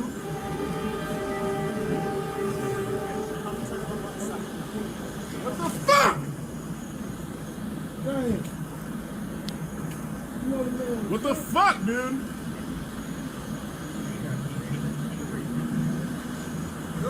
Dude. How you gonna check them? Bruh. What the fuck? Was anyone recording that shit? Like when fucking... Yo, dude, these fucking cops did that shit unnecessary as fuck. We watched, dude, man. We watched him for 20 minutes. Bruh, he's standing in the street. Alright, man. I saw these two cops talking to this gentleman. And they were having polite discourse the whole time. You know what I'm saying? This dude was not being aggressive. He was talking. He was like, yeah, you know, whatever. Getting harassed for no fucking reason. And then I think he realized that they were going to arrest him for no fucking reason. So he, like anyone else that's going to get arrested for no fucking reason, was like, fuck that. And he ran away. His car is here. He's going to come back. Why the fuck would you shoot him? I mean, his car is here. If you leave your fucking vehicle here, why the fuck do you need to shoot somebody, bro? The fuck? Right now, what we gotta do, we gotta make sure no evidence is disturbed. We gotta make sure whatever the real story will come out. So, if anybody got something to add to it, want to speak to a supervisor or something, you're more than welcome to stay. If not, y'all gonna be stuck there for a while. So we're gonna shut the whole scene down. Bro, I'm not talking to a white cop that just killed a guy, first of all. And I'm not going to talk to a supervisor who would ever defend a fucking white cop that just shot a guy for no fucking reason. I get you. That was messed up. The fuck, dude? For no reason, bro. All of us saw that shit. He didn't do shit. He didn't do shit. He didn't do a fucking thing, dude. I saw the whole fucking thing.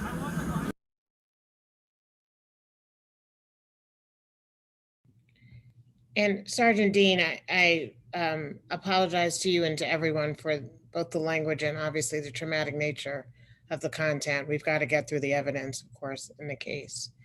Do you recognize the footage we just saw as footage from Mr. Rolfe's body-worn camera as kept in the ordinary and usual course of business by the APD?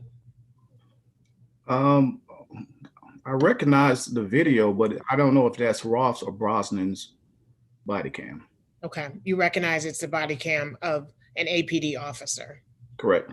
Okay, and it would have to be Brosnan or Rolfe, correct? I'm pretty sure it's one of them, yes. Okay, I will represent to you that it's Rolfe's, but it's completely fair. I just need you to testify that it's kept in the ordinary and usual course of business by the APD. Is that accurate? Yes. I'm going to show you one more video. And again, want to make sure we apologize for the traumatic nature of the content. This one is marked as Exhibit C31.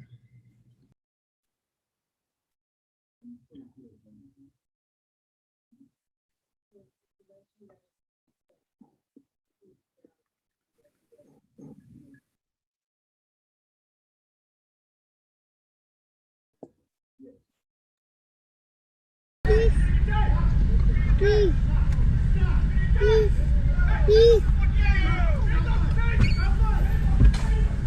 Oh shit. What?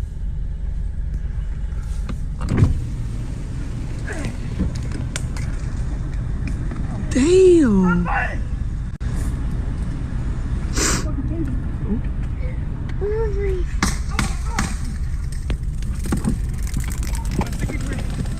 Fuck. Oh. I got it. Hey, bro, we got kids. Right.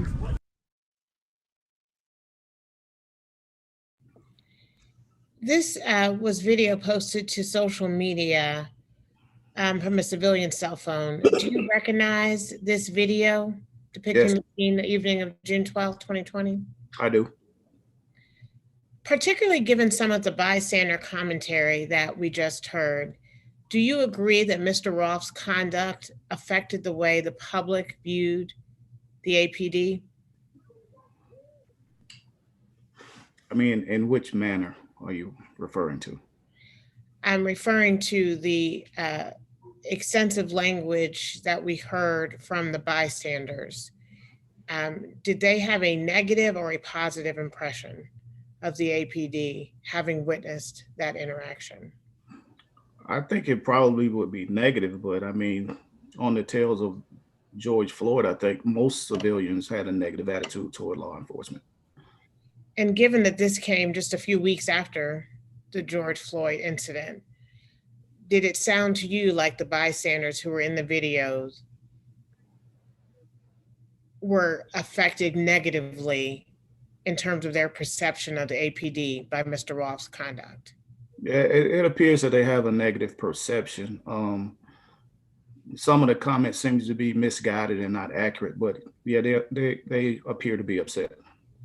And Sgt. Dean, I can play it again. The language was harsh for my ears, and I presume for everyone else's as well. But did you hear the bystanders saying this man was shot for no reason? Yes, I heard that. Okay. And would you agree that, at least with regard to that bystander, Mr. Rolfe's conduct affected the way he viewed the APD? You mean that particular citizen? Correct. Yes, what he saw probably had a negative impact on how he views us, yes. Do you agree the conduct that was witnessed that evening that Mr. Rolfe engaged in caused the public to lose trust in the APD?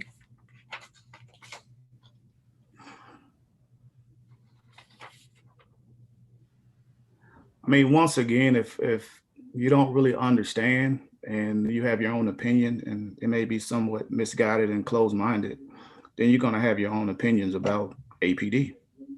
Is that yes? Yes. And could Mr. Rolfe's continued presence on the street have impaired the APD's effectiveness in working with the public?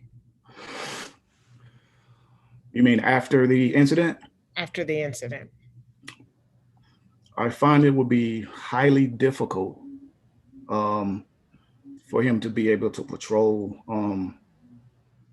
the streets of Atlanta after this incident, yes. It would have been dangerous for him to be on duty. Is that correct? Especially right after this incident, correct. And certainly disruptive to APD. Is that correct? Yes, because we would have to protect him. And then we would have to deal with the citizens who were mad that he's out patrolling. And you're aware that Mr. Rolfe was arrested for and charged with felony crimes for his conduct towards Mr. Brooks, correct? Correct. I want to show you Exhibit C4, APD Standard Operating Procedure 20.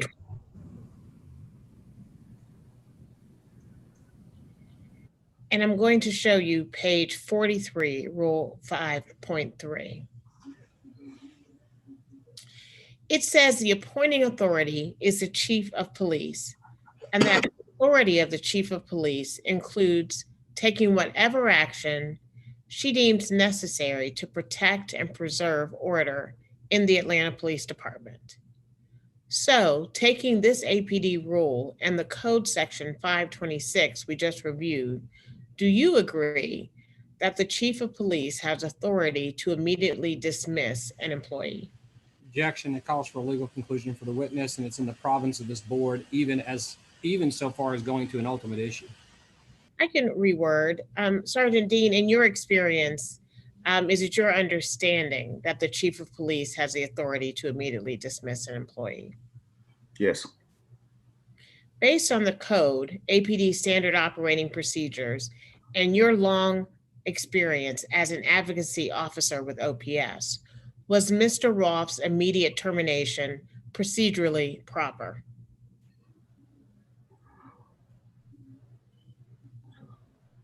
Procedurally, yes, there were a lot of extenuating circumstances. I mean, we were asking Mr. Rolfe to come to a hearing in the city of Atlanta, which to me would have been completely unsafe and unreasonable for him. I mean, he would have to drive through the city of Atlanta, stop at stop signs, stop at red lights, and be recognized by angry individuals. So I based on what went down in the circumstances, yes, I think it was reasonable. And based on the circumstances, was Mr. Rolfe's immediate termination procedurally proper? Yes.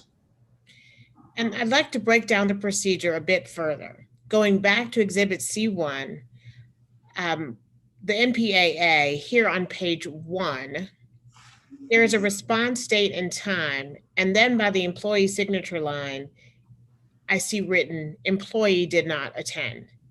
Did someone else attend on behalf of Mr. Rolfe? Yes, his IBPO representative, Ken Allen. And was Ken Allen someone who was familiar to you? Yes. He's represented other officers, correct? Correct. And an employee is not required to attend this session, is that correct? He's not required to, no. And he can send a union rep if you'd like. Yes. He can respond in writing. He can send a union rep. He can send an attorney. Yes. All his choice, right? His choice. Going back to Exhibit C4, I'd like to look at page 27, Rule 4.8.3, in the second sentence of subsection 4. Here it says that an employee who is unable to attend this session may allow his or her representative to attend the session in their place. Correct? Correct. Did someone tell you that Mr. Rolfe would not be attending his response session? I had conversation with the IBPO and the union, and for safety concerns, number one, they thought that was a good idea for them to sign for him. And do you remember who with IBPO and the union told you that? If I'm not mistaken, I know it was Ken Allen and maybe attorney Ramona Jones. And that's Ramona Bird Jones with the IBPO? Yes. And just for the record, what does IBPO stand for? I would assume in Internal Brotherhood of Police. I think it's international. Is that? Hey, sounds good to me. Can an employee also give his or her union, let me just be clear, that's the union, correct? Yes. And can an employee also give his or her union representative authority to sign and receive the employee's NPAA? Yes. Is that what happened here with Mr. Rolfe, that he gave his union representative, Ken Allen, authority to sign and receive Mr. Rolfe's NPAA? That's what was relayed to me by the union, yes. And who was that, Ken Allen and Ramona Bird Jones who told you that? Yes. Was Ramona Bird Jones present on site, or did she tell you this in a phone call?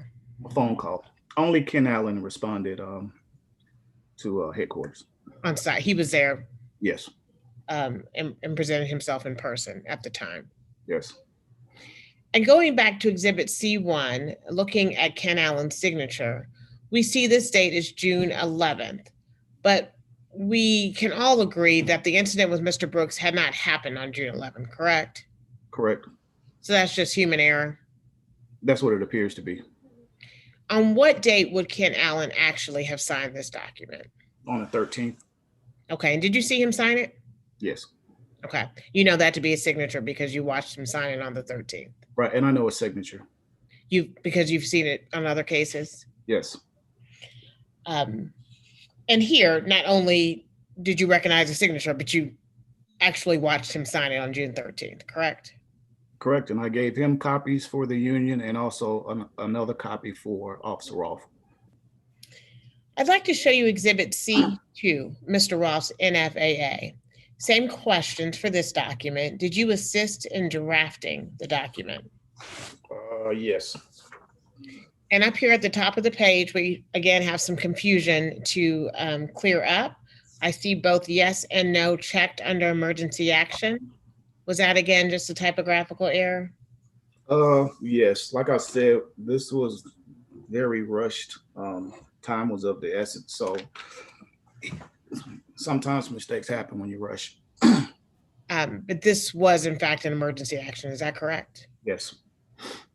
And again, was it your understanding that Mr. Rolfe's union representative, Ken Allen, would be signing and receiving the NFAA on behalf of Mr. Rolfe? Yes.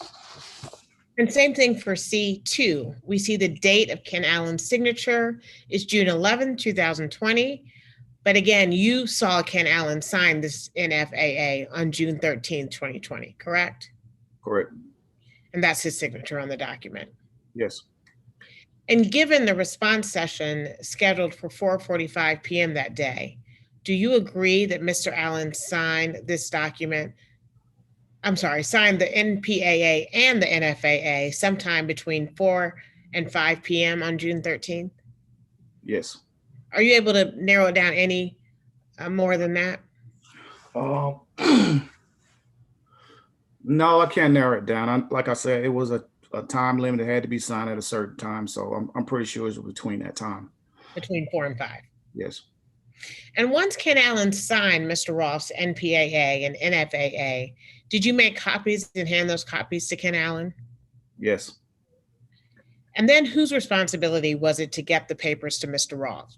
At that point, if he's representing Mr. Rolfe from the union, I was told he was going to deliver them to him. Did Mr. Allen tell you that? Yes. And you also sent Mr. Rolfe's completed NPAA and NFAA to Human Resources as you typically do, correct? Correct. Putting aside for a moment how Mr. Rolfe handled Mr. Brooks, can you tell me, in your experience as an officer, how you would have handled Mr. Brooks differently had you been the responding officer that evening? In regards to Mr. Brooks, well, you got to understand I patrolled a while back.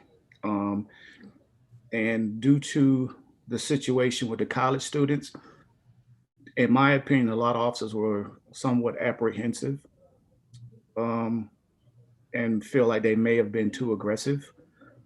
But I think on the onset, they were very courteous and professional. They explained themselves. Things went far left when they tried to handcuff him. Prior to the attempt to handcuff him, everything was perfect. It was peaceful, it was cordial, it was professional. I don't want to really armchair quarterback people in regards to, their fighting skills, it was definitely a physical assault on the officers, and they attempted to use the taser, which is less lethal. I don't know what else I would have done. I'm going to show you what's been marked as Exhibit C19.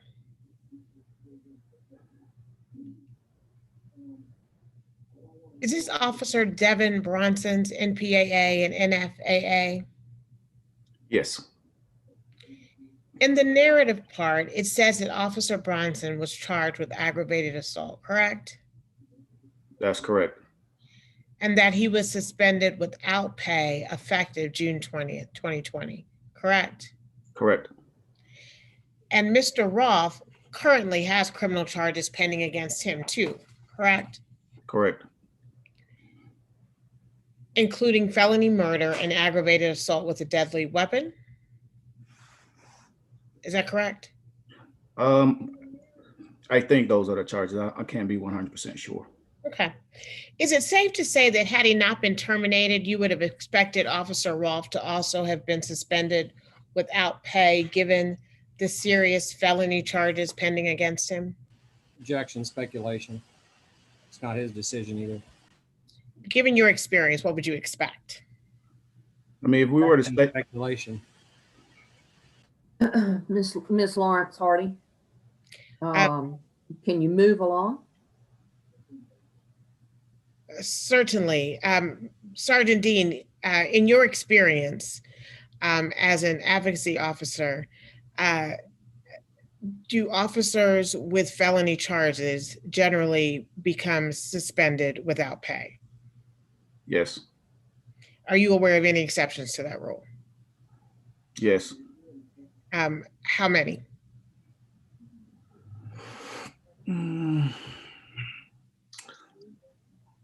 It's more recent. I would think maybe 2 or 3. In the last 12 years as you've been in OPS as an advocacy officer? Like I said, more recently, it has occurred. Usually in the past, it did not. Most of the chiefs stay very consistent, but recently I do know of officers with felonies that are getting paid. And what was Chief Shields' practice? Typically, if they were charged with a felony, it would be suspension without pay, pending the disposition of the court case. I'm going to show you what's been marked as Exhibit C20. This order's dated August 12, and it modifies the bond in Mr. Rolfe's case. And I'd like you to take a look at paragraph 8 on the second page, where it says that defendant Garrett Rolfe must have no firearms and no contact with any City of Atlanta police officers except emergencies. Are you aware of those bond conditions? Yes. And given those conditions of his bond, if Mr. Rolfe were reinstated, could he be an effective APD officer? If he was reinstated, he would be at home, suspended at home. Without pay? It's hard to say. Like I said, recently we have people with felonies getting paid, so I don't know what they would do with Officer Rolfe. And I'm sorry, let me just be clear. The decision maker here, however, was Chief Shields, correct? Yes. And are you aware of Chief Shields ever suspending anyone with pay pending felony charges? Objection. This calls for a speculation. Obviously, as we've heard, Chief Shields is no longer the chief. So if he's put back to work, this is complete speculation as to what would happen. Certainly. We are engaged in factual inquiry here. And I'm just asking Sergeant Dean, in his experience working with Chief Shields, whether she ever reinstated anyone, whether she ever suspended anyone with pay who's facing felony charges. I believe he already answered that and said yes, but you can ask him that again. Sergeant? Yeah, okay. I thought he said no, so I definitely want to ask to clarify the record. Sergeant Dean? Yes. Were you aware of Chief Shields ever suspending anyone facing felony charges with pay? No. I'm not aware of any instance, no. Okay. So, Madam Chair, I hope I clarified that. Got it. And with that, we will tender the witness. Thank you. Mr. LoRusso. Good afternoon, Sergeant Dean. We're about 5 after 12, so I want to make sure I was right. We're going to put up a document, and it's a compilation of some policies to try to save some time. It's A21 in your packet, panel. You have been in OPS since 2006, is that correct? That's correct. So you're certainly familiar with the obligations of the Officer Professional Standards to investigate allegations of misconduct? Yes. And you agree that under number 1, when there's a use of a conducted energy weapon, hang on a second, we're having some issues. If a conducted energy weapon is used and there's an allegation of misuse or misconduct, that shall be investigated by OPS, correct? That's correct. And looking at the second one, if there's a use of force policy, through the use of force policy, OPS will investigate suspected employee work rule violations arising out of an employee's use of force, correct? Correct. And if we look at the next one, the disciplinary process policy, allegations of serious misconduct are classified as priority 1 complaints, and a priority 1 complaint involves an injury to a person or a death, correct? That's correct. And in a priority 1 complaint, OPS must investigate, correct? Correct. Let's go down to the last one.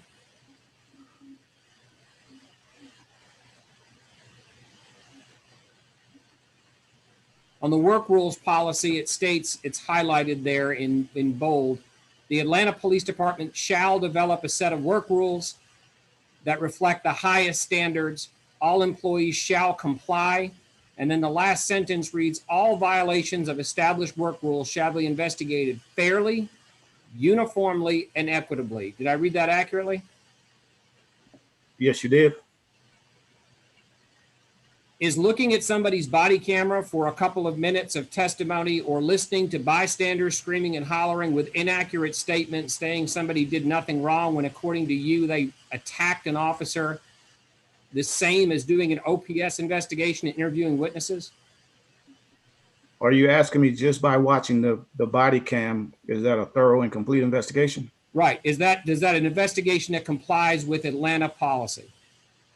No, I don't think so. And part of that OPS policy is to actually interview the officers who used force, correct? That's correct.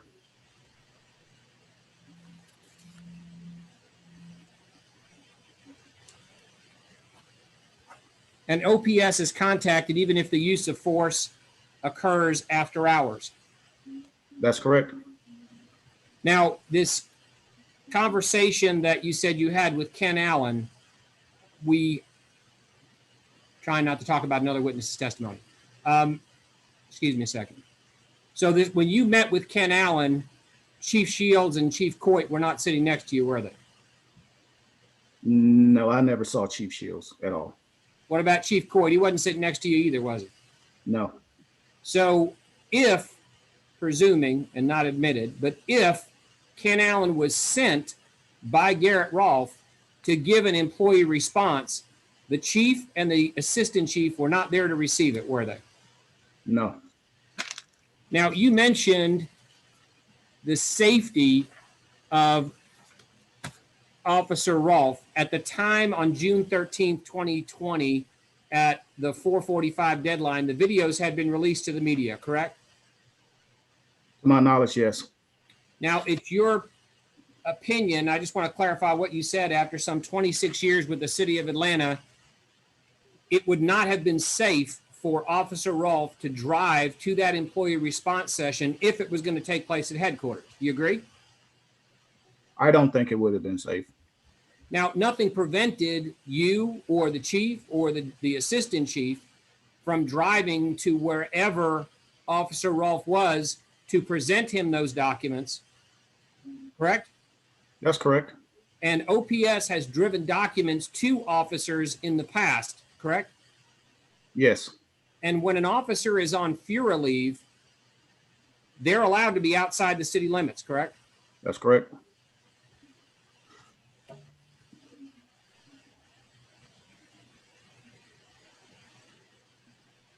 It sounded like you said Ken Allen received the notice of proposed adverse action and the notice of final adverse action at the same time. Is that correct? Yes. Were they prepared at the same time? I think so, yes. But there's supposed to be a time gap between the notice of proposed adverse action and the notice of final adverse action, isn't there? I think it should be, yes. Because obviously if the employee is going to give a response, that could change the disciplinary authority's mind, right? Correct. And the disciplinary authority listed here was Erica Shields, right? Yes. But she wasn't there to receive either in person or through Ken Allen any statement by Officer Rolfe at all. That's correct. And you don't have any personal knowledge as to whether or not Officer Rolfe wanted to provide a statement in the employee response session, do you? No, I didn't. I never spoke to him personally over the phone. It was just a union.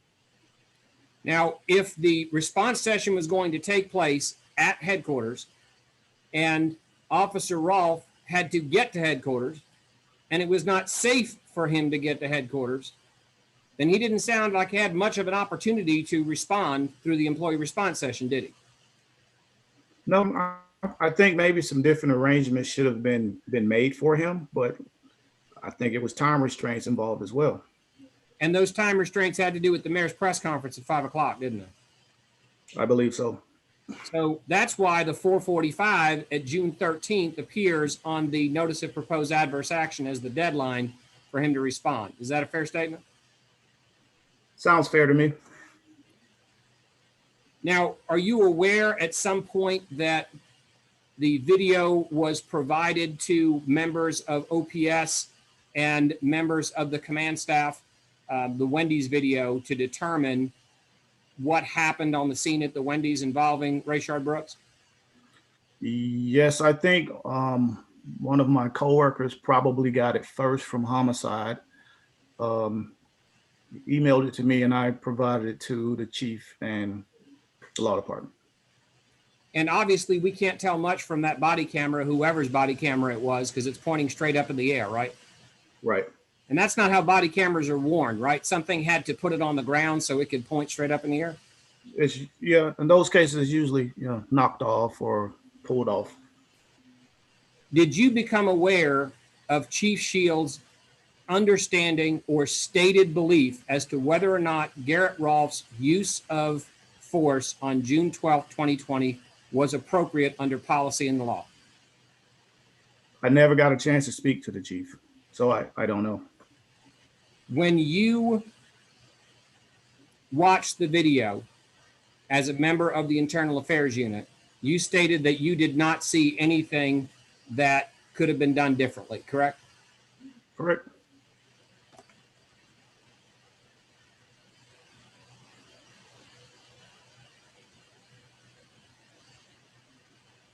I want to show you what's been marked exhibits A18 and A19. Let's try 18 first. You testified about 60 days ago in the Civil Service Board hearings regarding investigators Gardner and Streeter, correct? Correct. And I will submit to the board that this is a record from the board. I don't know what else would be necessary to admit this, but let me just see if this witness, have you read this, Sergeant Dean? No, not in great detail. Okay. I will move to admit this as a record kept in a normal course of business of the Civil Service Board. In fact, I believe at least one panel member, two panel members on this board were here, and I believe they can speak to its authenticity. I don't have an objection. Ms. Lawrence Hardy. No objection. Can you show exhibit A19? So A18 and A19 are in, or just 18? I think it's the same foundation for 19. If there's no objection, I'll save the board's time. It's the, okay. I will represent 18 is the Civil Service Board order reference appellant Mark Gardner, and 19 is the board's order reference appellant Ivory Streeter. Any objection? No objection. All right, both of those are in. Mr. LoRusso, I hate to interrupt you, but there is a need for a very short break. Are you going to be long with Sergeant Dean, please? Your Honor, I believe I have 2 questions, and then I don't think anybody would argue about the break. Real good. Go ahead. The terminations of investigators Gardner and Streeter happened approximately 14 days prior to the termination of Officer Rolfe, did they not? Yeah, roughly 2 weeks. And in the terminations of officers Gardner and Streeter, or investigators Gardner and Streeter, the city failed to provide them with an opportunity to give an employee response session. Isn't that correct? That's correct. And the city failed to put them on leave properly and instead terminated them, correct? Yes, they were terminated. Yes. And you don't have to terminate someone to remove them from the work environment, do you? No. And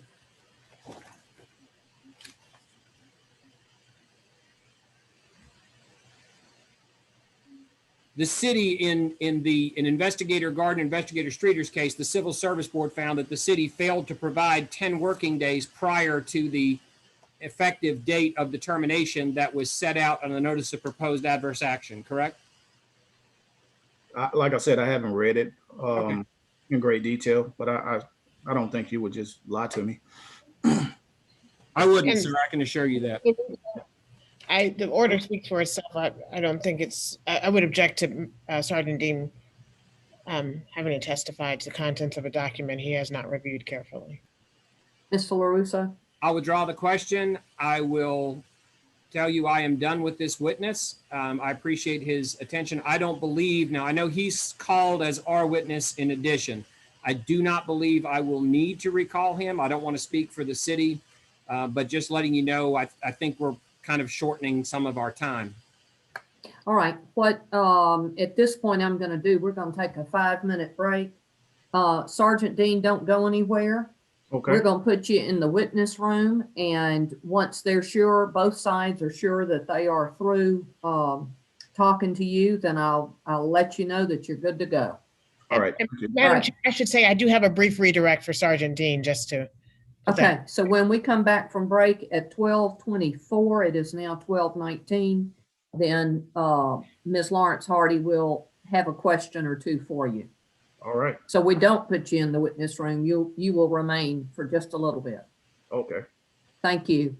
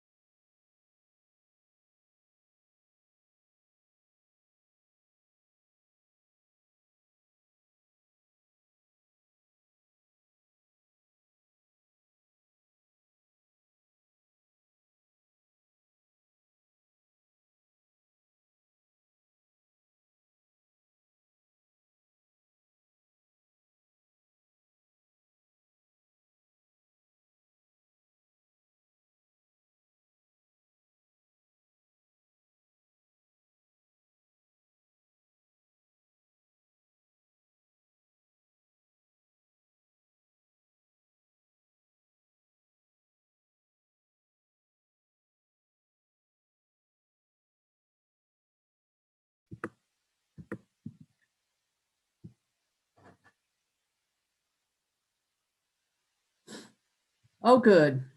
So we're all back. Ms. Lawrence Hardy, you had redirect questions for Sergeant Dean.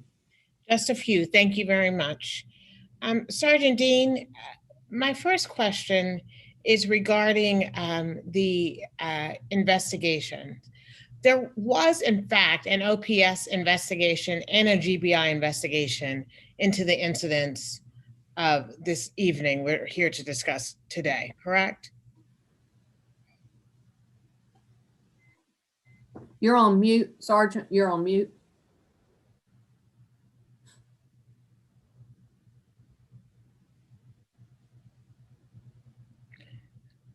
Sergeant Dean, I'll restate it just so the record is clear. It looked like he almost froze for a second, so he may have had to log back in. Yep.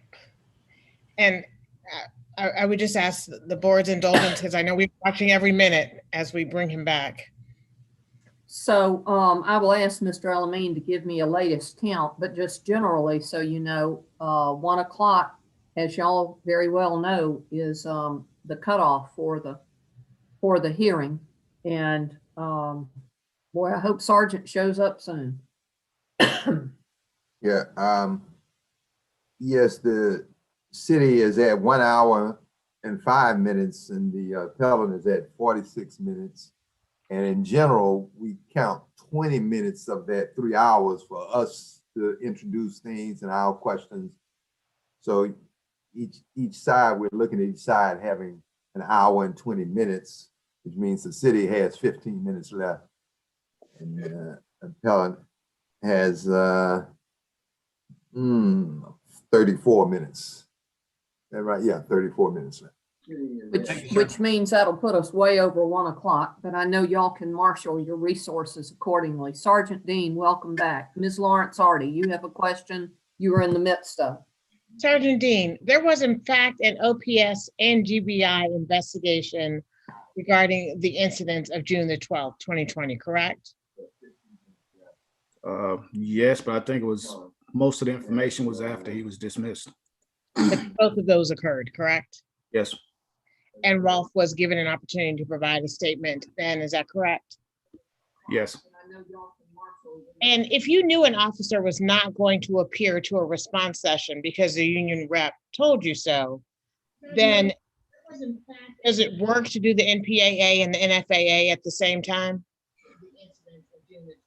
If I knew he was not going to attend? Correct. I don't see a problem in that. No further questions. Thank you. Mr. LoRusso, anything? Two things. First, you mentioned that I asked you if you ever heard anything about Chief Shields' opinion about the use of force, and you said you didn't speak to her. Did you hear from any source whatsoever whether or not what the chief's opinion was of the use of force? I don't know. It was very awkward and odd. I show up for the NFAA, and when I get there, they tell me she's not going to be the chief after 5 o'clock. So I don't know. But it was after 5 o'clock, right? She was still the chief at 4:45? I assume she was. You ever see an officer fired from the city of Atlanta police without an investigation? I've never seen an officer dismissed for firearm usage without an investigation. That's all I have. Thank you. Okay, so panel, do you have any questions of Sergeant Dean? No. Does anybody want to hold on to him for any reason? Ms. Lawrence Hardy, Mr. LoRusso? Not from appellant. I'm sorry? The city, okay. With him being released. Thank you. Sergeant Dean, thank you so much. You are good to go wherever you need to go. Please do not discuss your testimony, and thank you for your time today. All right, you guys have a good day. You too. Thank you, sir. Ms. Lawrence Hardy, last or next witness. I think it's your last. I'm not sure. My second to last, Officer Devin Bronson, please. The city would like to call. Brosnan. Brosnan. Okay. Brosnan. All right. And so in the witness room should be his attorney. Correct. Don Samuel. Yes. There he is. Okay. All right. Mr. Samuel, if you'll take yourself off of mute, I hope you don't disconnect yourself. Should be down in the, I think it's in the bottom left.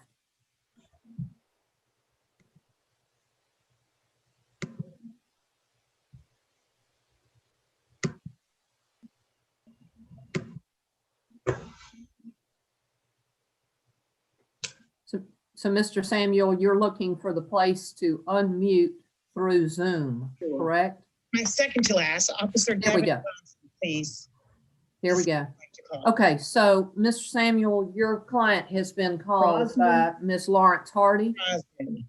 Okay. Brosnan. All right, and so in the Mr. Samuel, do you have YouTube running? Attorney? I do have Don YouTube Samuel. running. Can you disconnect from There we go. YouTube because it's going to be impossible Mr. for Samuel, all of us to take stay yourself focused? off of mute. I hope you. I'm off mute, I believe. Okay, are you still on YouTube? I just No. disconnected YouTube. Good. I'm managing to Good. do all these things. It's rather remarkable this is getting accomplished. Can I I make a am quick a statement? miracle of miracles. It is a miracle. So, Ms. Lawrence Hardy has called your client to testify.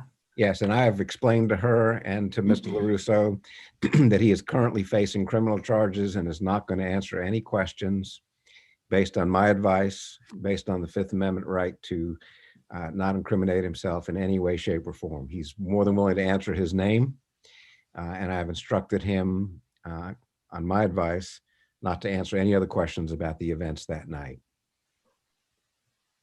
Ms. Lawrence Hardy, do you want to respond to that? I mean, is there anything else you're going to be asking him? So every question we have today is regarding June 12th, and the incidents of that evening. And I apologize for the inconvenience, but let Mr. Samuel know that I did need Mr. Bronson to come state that on the record. And so I would have just one question for Mr. Bronson. All right, hang on just a minute. Mr. Brosnan, I need to swear you in. By the way, I'm Sterling Eves. I'm the panel chair today. And with me is Mr. Hawkins and Mr. Elamine. Those are the other people you see on the screen. It's a pleasure to make your acquaintances. Yours as well. Would you raise your right hand? Yes, ma'am. Do you solemnly swear or affirm that the evidence that you'll give before this hearing will be the truth and nothing but the truth? I do. You can put your hand down. Sir, would you please tell us what your name is and spell it for the record? And Mr. Samuel, by the way, if I say anything to run astray of your admonition of your client due to the Fifth Amendment, please holler out. You can count on it. Okay. So, Mr. Brosnan, spell your name for the record, please, sir. Yes, ma'am. Devin, D-E-V-I-N. My last name is Brosnan, B-R-O-S-N-A-N. All right. So, Ms. Lawrence Hardy, you had one question. Mr. Brosnan, based on the advice from your counsel, you intend to invoke the Fifth Amendment as a response to any question I ask about the events of June 12, 2020 and the shooting of Mr. Rayshard Brooks. Is that correct? That is correct, ma'am. Then I will not have any further questions because to ask them would gain only the same answer. So I thank you. Mr. LoRusso, just in fairness, do you have any questions of? Absolutely not, for the same exact reason, Your Honor. I have no desire to even get close to the line of the Fifth Amendment. All right. So, Mr. Brosnan, thank you for appearing today. Mr. Samuel, good to see you. Good to see you too. Y'all are both good to leave Zoom at this point. Thank you. Thank you for your time. Thank you. Your next witness, Ms. Lawrence Hardy. The city calls Garrett Rolfe. So, Mr. LoRusso, if you'll Yeah, thank you. We had discussed before, just to remind you and everyone, that there is, as I understand it from you, a pending criminal case still in the county of Fulton regarding this incident, that your client was charged with felonies. And that part of the bond condition is that he have no contact with Atlanta police. And for that reason, he is not appearing physically. We're not seeing his face on record here today. And so at this point, please address these issues, that issue, and then whatever other issue you want to about Ms. Lawrence Hardy calling your client to testify. And I appreciate that. So very similar to what we heard from Mr. Samuel, let me state there are some questions about background, about when he started with the police department, where he worked, his time in the police academy, the fact that he worked in the went to DRE school. The bottom line, he has absolutely no intention, and I have instructed him, and he has asked me, and that has been my advice.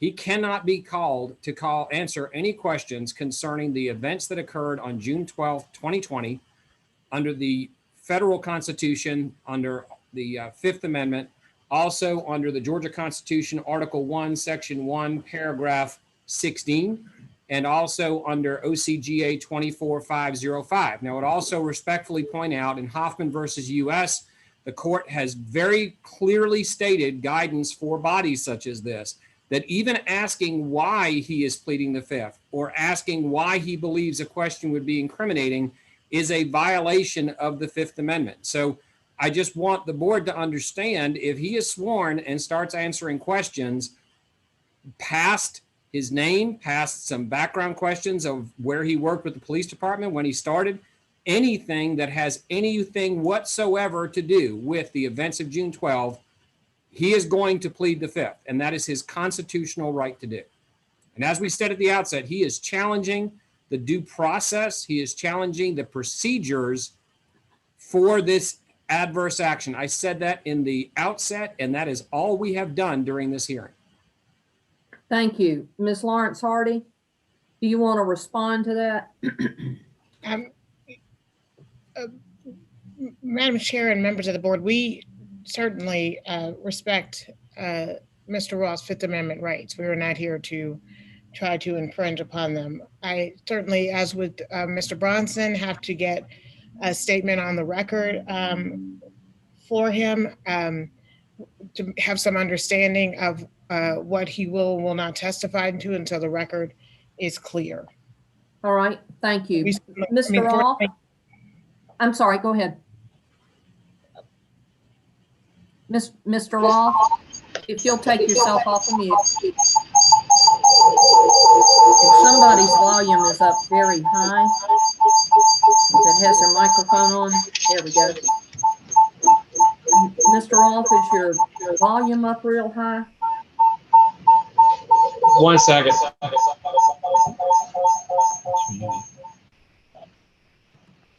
Is that better, Your Honor?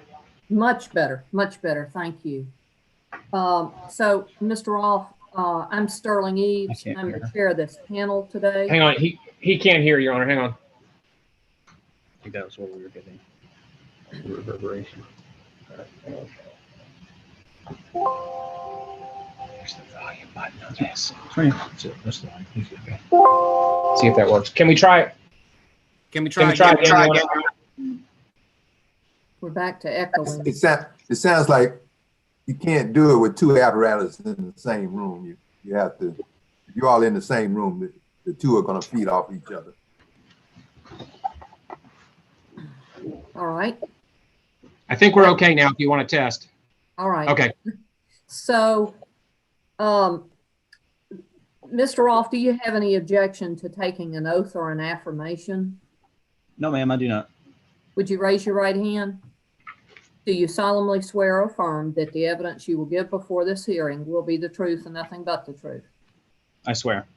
Thank you, sir. You put your hand down. If you would, please, for the record, tell us your name and spell it. Garrett Rolfe, GarrettRolfe.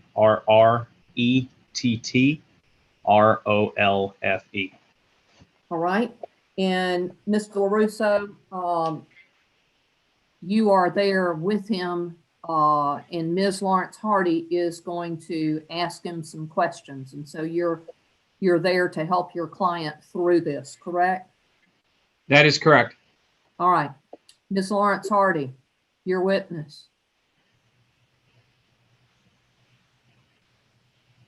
Mr. Rolfe, you intend to invoke the Fifth Amendment as a response to any question I ask about the events of June 12, 2020, and the shooting of Rayshard Brooks, and about the process which led to your dismissal from the Atlanta Police Department effective June 14, 2020. Is that correct?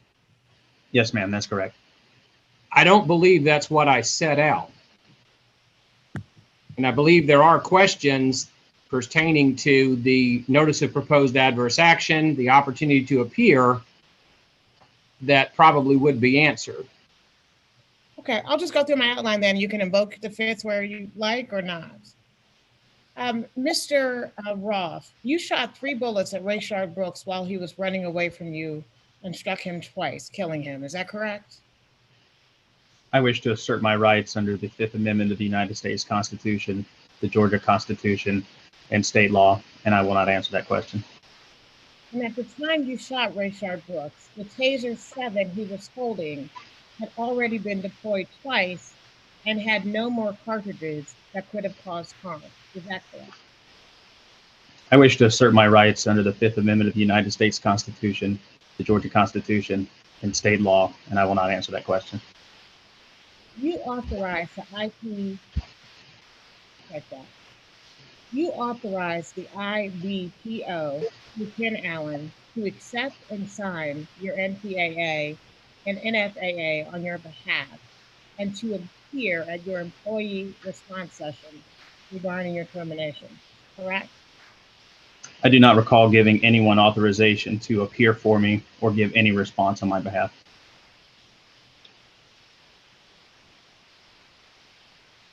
Did you have any conversations with Ken Allen regarding the incidents of June 12th, 2020?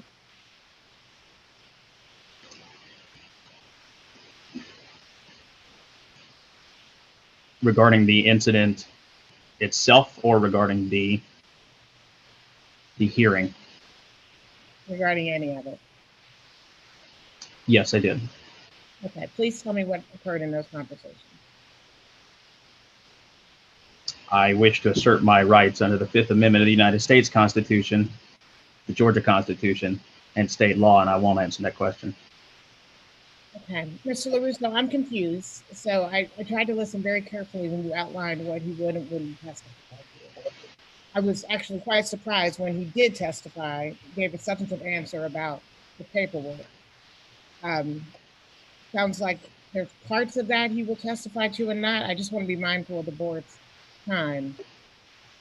Can you specify what the contours are? Well, what the testimony will be so that we can just streamline it? I mean, I've got. Well, let me get in here. Ms. Lawrence Hardy, I understood what the parameters are. At this point, my understanding, and correct me if I'm wrong, Attorney LoRusso, if it's about his background or his experience, that's fine to ask, he will answer. If it's about anything else, he's been given the advice to assert his Fifth Amendment rights. So if background, y'all, if everyone will be, hold on just a moment. So, you know, you are running out of time, Ms. Lawrence Hardy, as you know. Ms. LoRusso has some left. He could call his client on direct if he wanted to and get the background information. So that's what I want to say. Ms. LoRusso, do you want to respond to Ms. Lawrence Hardy on her confusion about your client testifying?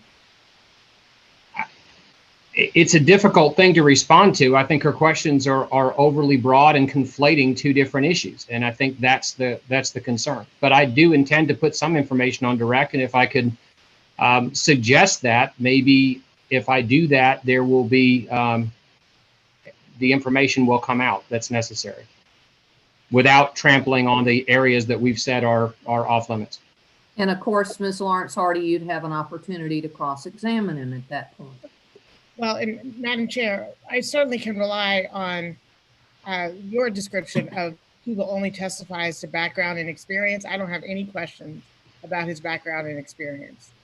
Okay, so then you were through with this witness? If that's all he's going to testify to, but just a moment ago, he testified to something he discussed with Ken Allen or did not discuss. So I just want to make sure that I'm agreeing to the contours of, I have no questions on background and experience. That I agree with. Last word, Mr. LoRusso. On this point. I have nothing else to add to that. I think that there's a way for us to move forward without running afoul of this issue. All right. So at this point, Ms. Lawrence Hardy, you said you have no further questions.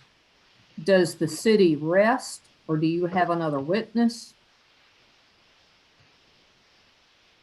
The city rests. Now, hang on to that thought just a minute before you put a period on it. Are there any of the exhibits that you've mentioned and talked about and had witnesses testify to that need to be entered into the record that were not stipulated? If so, now I need for y'all to go back and look. I would move to enter any exhibits that we have shown that are not currently in the record. Did we put up anything that wasn't stipulated? Our people are both checking. I have just for conversation C1, C2. There are some procedures, of course, in here that you had. C31, C4,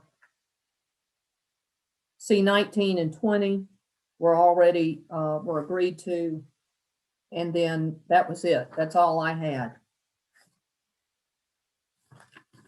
So, Mr. LoRusso, question to you. Is there anything that you're aware of that you would object to that the city discussed with its witnesses? No, Your Honor, just very briefly, I think everything that we've talked about except for 18 and 19, which are board documents, and Allegra, I'm trying to shorten this too for both of us, and I believe Exhibit 21, which is our demonstrative, I think other than that, everything's been stipulated to. I think we worked hard to try to get those stipulations to save time. Okay. Are there any ordinances that we've mentioned, Your Honor, that you believe were not into evidence? That's I believe they all were. I believe they were too. Ms. Lawrence Hardy? We just want to make sure that C21 and C31 are both in evidence. We have them up with Sgt Dean. Okay. C21 and 31, Mr. LoRusso, did you have any objection to those? Let me figure out which ones they are, please.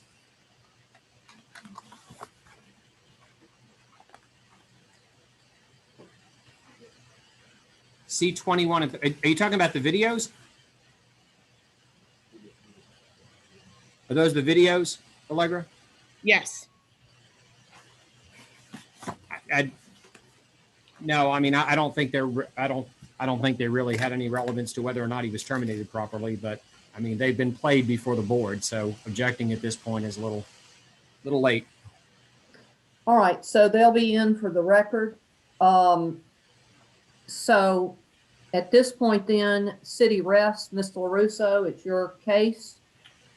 Mr. El-Amin, he has, by my math, 10 minutes in round numbers. Well, well, to sort of the dilemma, Judge, that we're going to go over for Mr. LoRusso to have the same time that Ms. Lawrence Hardy had. He actually has 26 minutes. Okay, but he's going to be mindful to shorten it up. I know he will. Right, and then they both have closings. Right. Thank you, sir. And Your Honor, can I inquire, can you tell me again, and I understand it's not a hard stop and y'all have been very pleasant about this, but what is your general hard stop for the board so they can have a break before the next hearing? People have to be able to eat between hearings. So I would tell you that the hard stop is about 1:15, at the very latest about 1:25, and that's for everything both of y'all are going to say. Can you live with that? We have been And I so guess even admonished. if you can't, that's it. We have been so admonished. All right. So, Ms. LoRusso, proceed.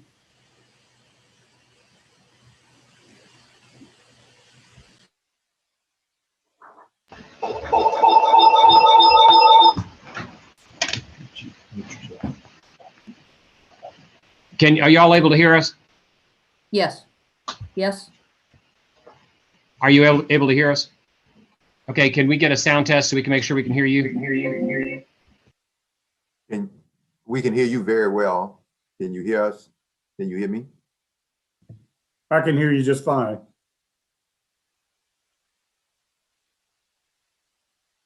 I think the appellant is having trouble hearing us. Mr. LoRusso, can you hear me? I can hear you. Okay. How's that? Okay. That's Officer good. Rolfe, Mr. Hawkins, you're all right? I'm good. Okay. Go ahead, Mr. LoRusso. thank you. Officer Rolfe, can you tell us at what age you entered the Atlanta Police Academy? I was 20 years old. And why didn't you go to college? Why did you go to the police academy instead? I was actually in college when I got hired by the Atlanta Police Department, but I knew from a very young age that being a police officer is what I wanted to do. And how did you succeed in the police academy? I graduated top of my class as valedictorian. And how many people were in your class? I believe we started with 53. And how many finished? 26. Now, when you graduated as valedictorian in the traditions of the City of Atlanta Police Department, does that give you a right to choose your zone? It does. And you chose Zone 3? Yes, I did. And can you tell us the general boundaries of Zone 3 for the purposes of the board? Southeast Atlanta, south of I-20, encompassing neighborhoods such as Lakewood Heights, Mechanicsville, Pittsburgh, down to Cleveland Avenue, and to the termination point of the southeast ends of the city. At some point, were you selected for Drug Recognition Expert School? I was. And can you tell the board how long that school is? It's 160 hours. It takes approximately 1 month. And is it recognized as a very strenuous academic course? It is. One of the most strenuous in law enforcement, would you agree? That's what they say. And how did you do? I was the class valedictorian. Why did you want to focus your work with the police department on DUI detection? I saw that there was a great need for it. Many officers weren't familiar with the proper way to conduct DUI investigations. And in my time in Zone 3, I saw the damage and carnage that DUI drivers could cause. Did you receive an award from the Mothers Against Drunk Driving in 2019? I did. And what award was that? It was the Silver Pin for making more than 50 arrests. At the time of June 12th, 2020, were you working through the Atlanta Police Foundation to try to buy a house in Zone 3? Yes, I was. And can you tell us why you chose Zone 3 as a place that you'd want to live? I believe that it's important for officers to be members of the community that they're policing. I worked in that area for many years. I had grown to know members of the community and the officers that worked it. Now, it's been stipulated that you were familiar with Work Rule 4.2.50 prior to June 12th, 2020. Did you violate Work Rule 4.2.50 on June 12th, 2020? No, I did not. Tell the board how you first found out that the notice of proposed adverse action had been prepared and that your termination was contemplated. I received a phone call. And what time did you receive that phone call? Approximately 3:45 p.m. On the 13th of June? Yes. And I'm going to try to save time not putting it up for the board, but the NPAA lists a response deadline of 4:45 p.m., does it not? I had never seen it prior to this point, but yes. But you've heard that testimony that basically at 4:45 p.m. was the deadline on June 13th for you to respond. I have heard that testimony, yes. And how long had you been up when you received that phone call on June 13th, 2020? For more than 25 hours at that point. How far away were you from downtown Atlanta and police headquarters at the time you were notified of the call? I was more than an hour away by car. Were you able to drive yourself at that point due to the fatigue? No. Did you have an opportunity to appear for the employee response session on June 13th, 2020? No, I did not. Did you want to appear to give an employee response session? Yes, I did. Fura leave has been discussed. Is Fura leave without pay? No, it's not. Do you understand it to just be an assignment? Yes, it's an administrative assignment.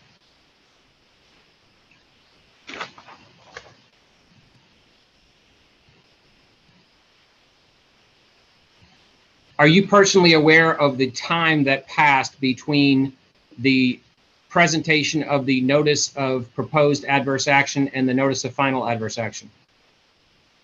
No, I'm not.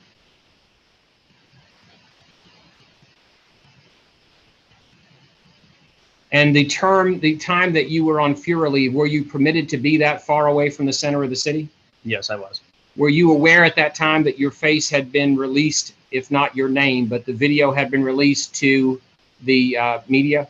Yes, I was aware. On June 13th, 2020 at 3:45 p.m., when you received a call, the first notice about the notice of proposed adverse action, did you believe it was safe for you to travel to the city of Atlanta to meet with anyone to provide an employee response session? No, it was not safe. Excuse me, I would like to object and move to strike all the previous testimony that does not go to background or experience. He doesn't get to pick and choose. If he's asserting his Fifth Amendment rights on the details of June 12th and the personnel actions that follow, then that's the Fifth Amendment right. It doesn't work this way where you get to assert some piece of it and then not assert it because your lawyer is the one asking the question. I believe the Fifth Amendment rights are being waived. And I can respond. I'd like Mr. Please. First of all, it does work that way. Second, all the questions I've asked are about June 13th, 2020, not June 12th, 2020. I have not asked a single question of this witness about June 12th, 2020, nor have I asked a single question about the events that led to the use of force. In addition, so far as the issue of the discipline, I have specifically stated at the outset that he would answer questions about his background or about his questions, which are the focus of this committee's hearing, whether or not once adverse action was proposed, whether it was done properly. That is the exact statement that I made when I said he would invoke the Fifth Amendment and the privilege regarding anything to do with the acts that occurred on June 12th, 2020. I think the record is very clear and we move to strike. The chairman said very clearly background and experience, because that is what we heard you specify. You asked him whether he violated a work rule. That does not go to June 13th. So I move to strike. Ms. LoRusso, I'm afraid she's right. Because you Your did Honor, ask a question about, sir, you did ask a question about the 12th and about a work rule. And so if he's asserting his right, he's asserting his right. And I believe Ms. Lawrence Hardy is correct on this point. But he is able to select exactly what he wants to assert the Fifth on. That is black letter law in Georgia. I can give the court the cites. That is absolutely permissible in a criminal case or an administrative case or a civil case. I can give the court the cites right now. Okay, but here's what I heard that I think runs afoul of him asserting the Fifth. There was a question, and we can ask Ms. Fulgham to go back and read it for us, but there was a question about, did he violate any work rule with his actions on the 12th or something to that effect? Is that what you're talking about, Ms. Lawrence Hardy? Yes, it is. And so well, we heard the objection. That was in, go ahead. The objection, Your Honor, was that he was talking about more than background, and I specifically stated we would be talking about more than background. I said that at the outset, that he would talk about the discipline and that he would talk about his background and his employment but nothing about the actual facts of what occurred. And he does get to pick and choose what he will assert the fifth on. It is for this board to decide whether it should be construed against him or what weight to carry with it. But he absolutely gets to choose which questions he asserts on. That is black letter law in Georgia. And I have the cites right here.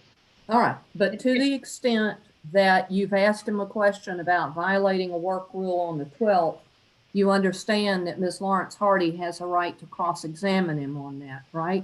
Now that that's been introduced.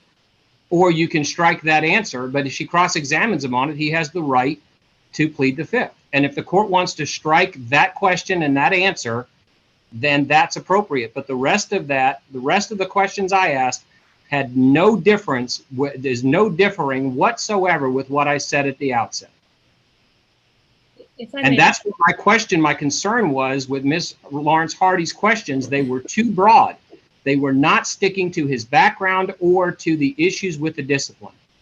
That was my concern at the outset. Ms. Lawrence Hardy. Under the law of Georgia, if a witness invokes the fifth, but then goes on to selectively answer questions about the same subject matter, the court can determine there's been a waiver.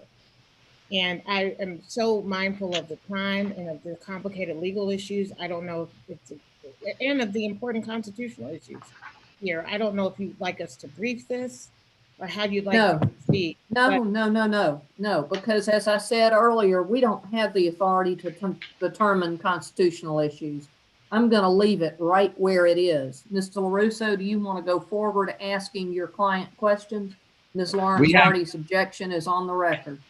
There are no further questions, and I was done at that point when the objection came. How wonderful. Ms. Lawrence Hardy, do you have any cross questions? I do. I have many now that we're talking about June the 12th. So I go back. Mr. Rolfe, you shot 3 bullets at Rayshard Brooks while he was running away from you on June the 12th and struck him twice, killing him. Is that correct? Asked and answered. He's already asserted the privilege on that specific question. I agree, Ms. Lawrence Hardy. What's your next question? My question is, when you killed Mr. Rayshard Brooks, did you violate a work rule? I wish to assert my rights under the Fifth Amendment to the United States Constitution, the Georgia Constitution, and state laws, and I won't answer that question. And at this time, I move to strike all the testimony from Mr. Rolfe, and I move to dismiss his case pursuant to Savannah Associates versus Nashville and Gerala versus Pickett Street Hotel.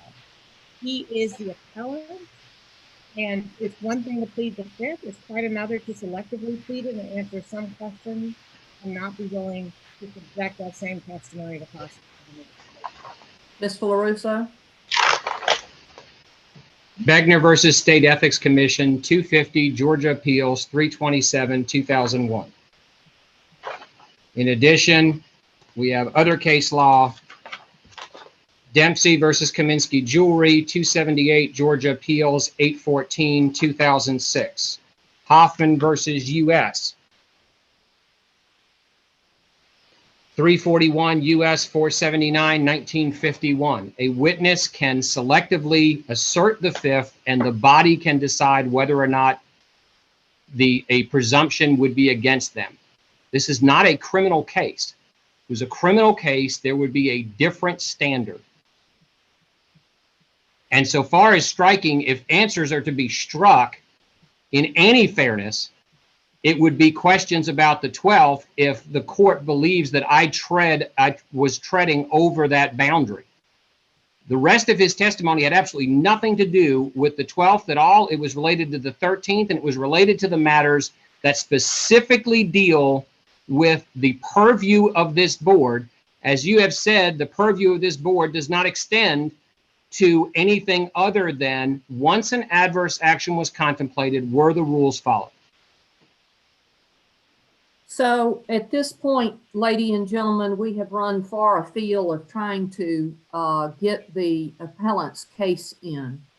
I understand your objections. Ms. Lawrence Hardy, if you have a question to ask of Mr. Rolfe on cross, please do so.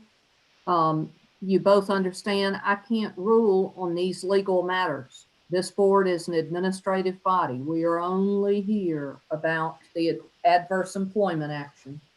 And so at this point, Ms. Lawrence Hardy, do you have any other questions of Mr. Rolfe? Mr. Rolfe, do you intend to invoke the Fifth Amendment after everything that's happened here today as a response to any question I ask about the events of June 12th, about the shooting of Rayshard Brooks, and about the process which led to your dismissal from the Atlanta Police Department effective June 14th? Yes to all, except for the process that led to my dismissal. So earlier when you told me you would assert the Fifth to that, that was incorrect. I think that misrepresents his testimony, but we'd have to go back and look at it. We don't have, I don't have time to do that. I just like the Ms. record. Lawrence Hardy, what questions do you have of him? You know, I'm going to, at this point, given I presume that I have about 3 minutes left, I'll save it for questions. All right, so anything, we're through with Mr. Rolfe, correct? I just want to make, it sounds like it's denied. I just want to make sure I have a clean record that I have moved to strike and I've moved to dismiss. I am not ruling on any of that. I don't have the authority to rule on any of that. And we're going forward. Mr. Rolfe, is he going to continue to testify, or do you have another witness, Mr. LoRusso? No further witnesses. We rest. We're prepared for closing. Closing arguments. Ms. Lawrence Hardy, you want to go first? You want to go last? Last, please. So it is 1:05 p.m. Mr. LoRusso, you have very few minutes more than Ms. Lawrence Hardy, but closings. I'm sorry, I was trickling over. Tell me how much time I have. I'm sorry, but 1:15 is our hard stop, and I want to respect Ms. Hardy, Lawrence Hardy's time as well. So let's say she has 2 minutes and you have 8. Okay. I do appreciate the board taking the time to listen to this case. And I want to point out a couple of things because we don't have a lot of time, and I want to respect your time. And I know your time is precious today. You have another hearing.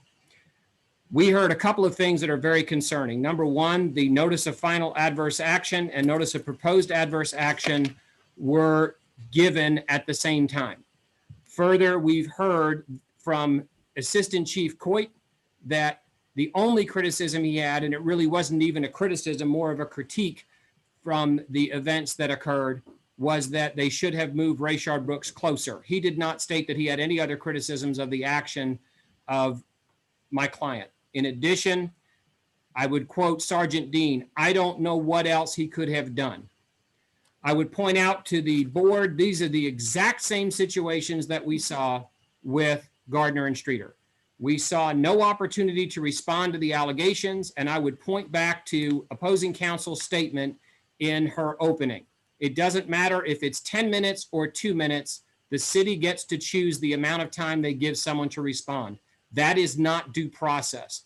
The specifics of the disciplinary rules require that someone have an opportunity to prepare their response and an opportunity to appear.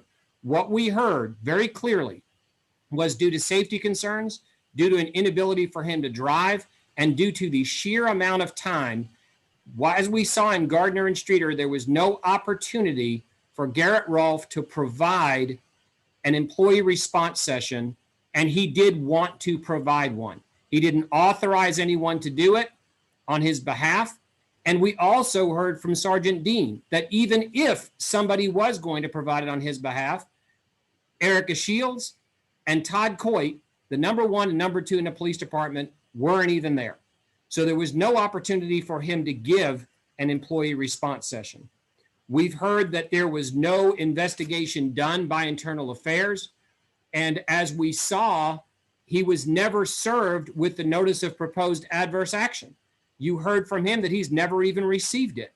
And according to the rules, it's required that he personally receive it. And we heard a lot of testimony that if he receives it, he could reschedule the hearing. Well, first of all, we heard that there was going to be a press conference and there wasn't time to reschedule it. But second, he has to hold it in his hands to know that he has that right. So for the second time in 60 days, we have heard that the city of Atlanta did not follow their own procedures and ordinances in the termination of an employee. And when we go back and look at these over and over and over again, there's no reason for this. There's no reason to rush without an investigation. One of the things we heard was no firings with a shooting without an investigation prior to this date. You know, the 114-526 is an absolute red herring. When we hear this over and over again, we talk about being able to remove someone from the work environment. We've heard now from the assistant chief and from a internal affairs sergeant that there absolutely is a way to remove somebody under that code section without terminating them. And if you look at section 98-28, the police chief does have the power to hire and fire, but she absolutely must follow the rules and regulations of the city of Atlanta, the policies of the city of Atlanta, and the ordinance of the city of Atlanta. And that was not done. There is absolutely no reason, no justification whatsoever, and it is not due process to propose someone's termination, give them no opportunity to appear, and to say, well, as long as we give them 10 minutes to respond, we've checked the boxes. That's not what due process is. As the court said in violation of 114-532 in the Gardner and Streeter cases, the appellant was not given an opportunity to work pending the notice of final adverse action. That was found to be fatal in that case. In addition, as to 114-532, the appointing authority did not give a suspension with pay or without pay pending an investigation. It elected to terminate. And we heard a lot about the arrest. We heard a lot about the ability for him to come back to work. That is not a determination for this board. The determination for this board is whether or not his termination should be reversed.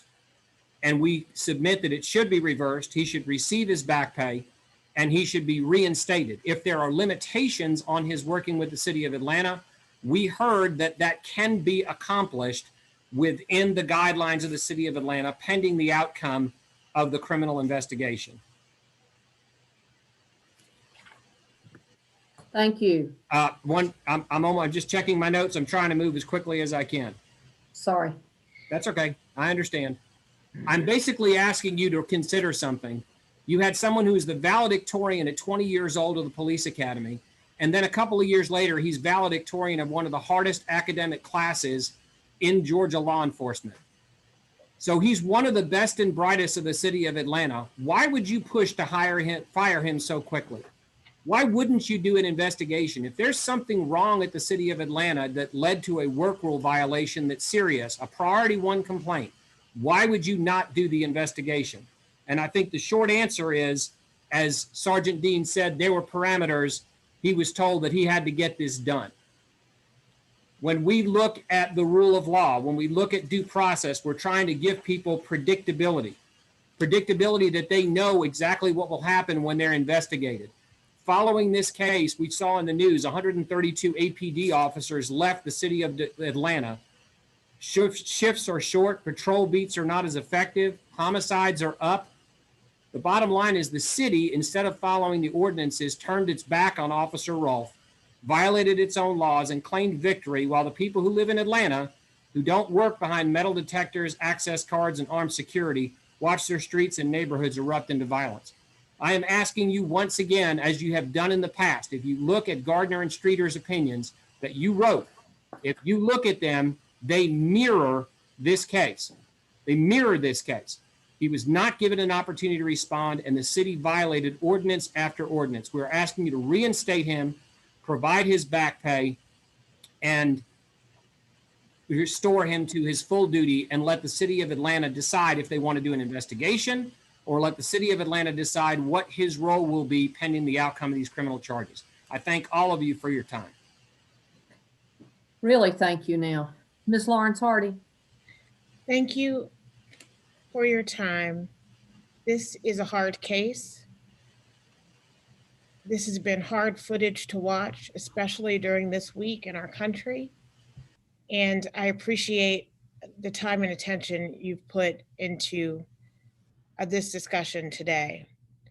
Our city today has the opportunity to be on the right side of history, where police officers are held accountable for their actions. We're not talking about criminal guilt today, of course. We're talking about termination from the job of police officer, reviewed under a much lower standard, of course, than a criminal trial. And indeed, as you said at the outset, Chairman Eves, the purpose of the board today is to review the adverse employment action and make a determination under the city code. We submit that under the city code, there are many grounds for which this board can uphold this dismissal. As an APD officer, appellant was to adhere to Atlanta Police Department work rules. And here, of course, the relevant rule is 4.2.5.0, prohibiting the use of unnecessary, or unreasonable force. And former Chief Shields had the authority to dismiss appellant based on his violation of the work rules. The board doesn't have to substitute its judgment for that of the chief, whose job it is to set the standard and ensure that the APD complies. You heard today from Sgt Dean, who told you that the dismissal was procedurally correct. Because the dismissal was supported both in substance and procedure, the city asks that this board deny appellant's appeal and affirm his dismissal from the APD. Thank you.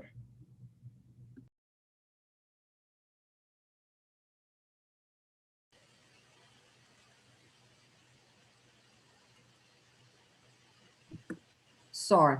I remind everyone that this appeal is about the procedural enforcement of adverse action rules under the City of Atlanta rules. And I want to thank everybody for their time and attention. The hearing is now over at 1:06.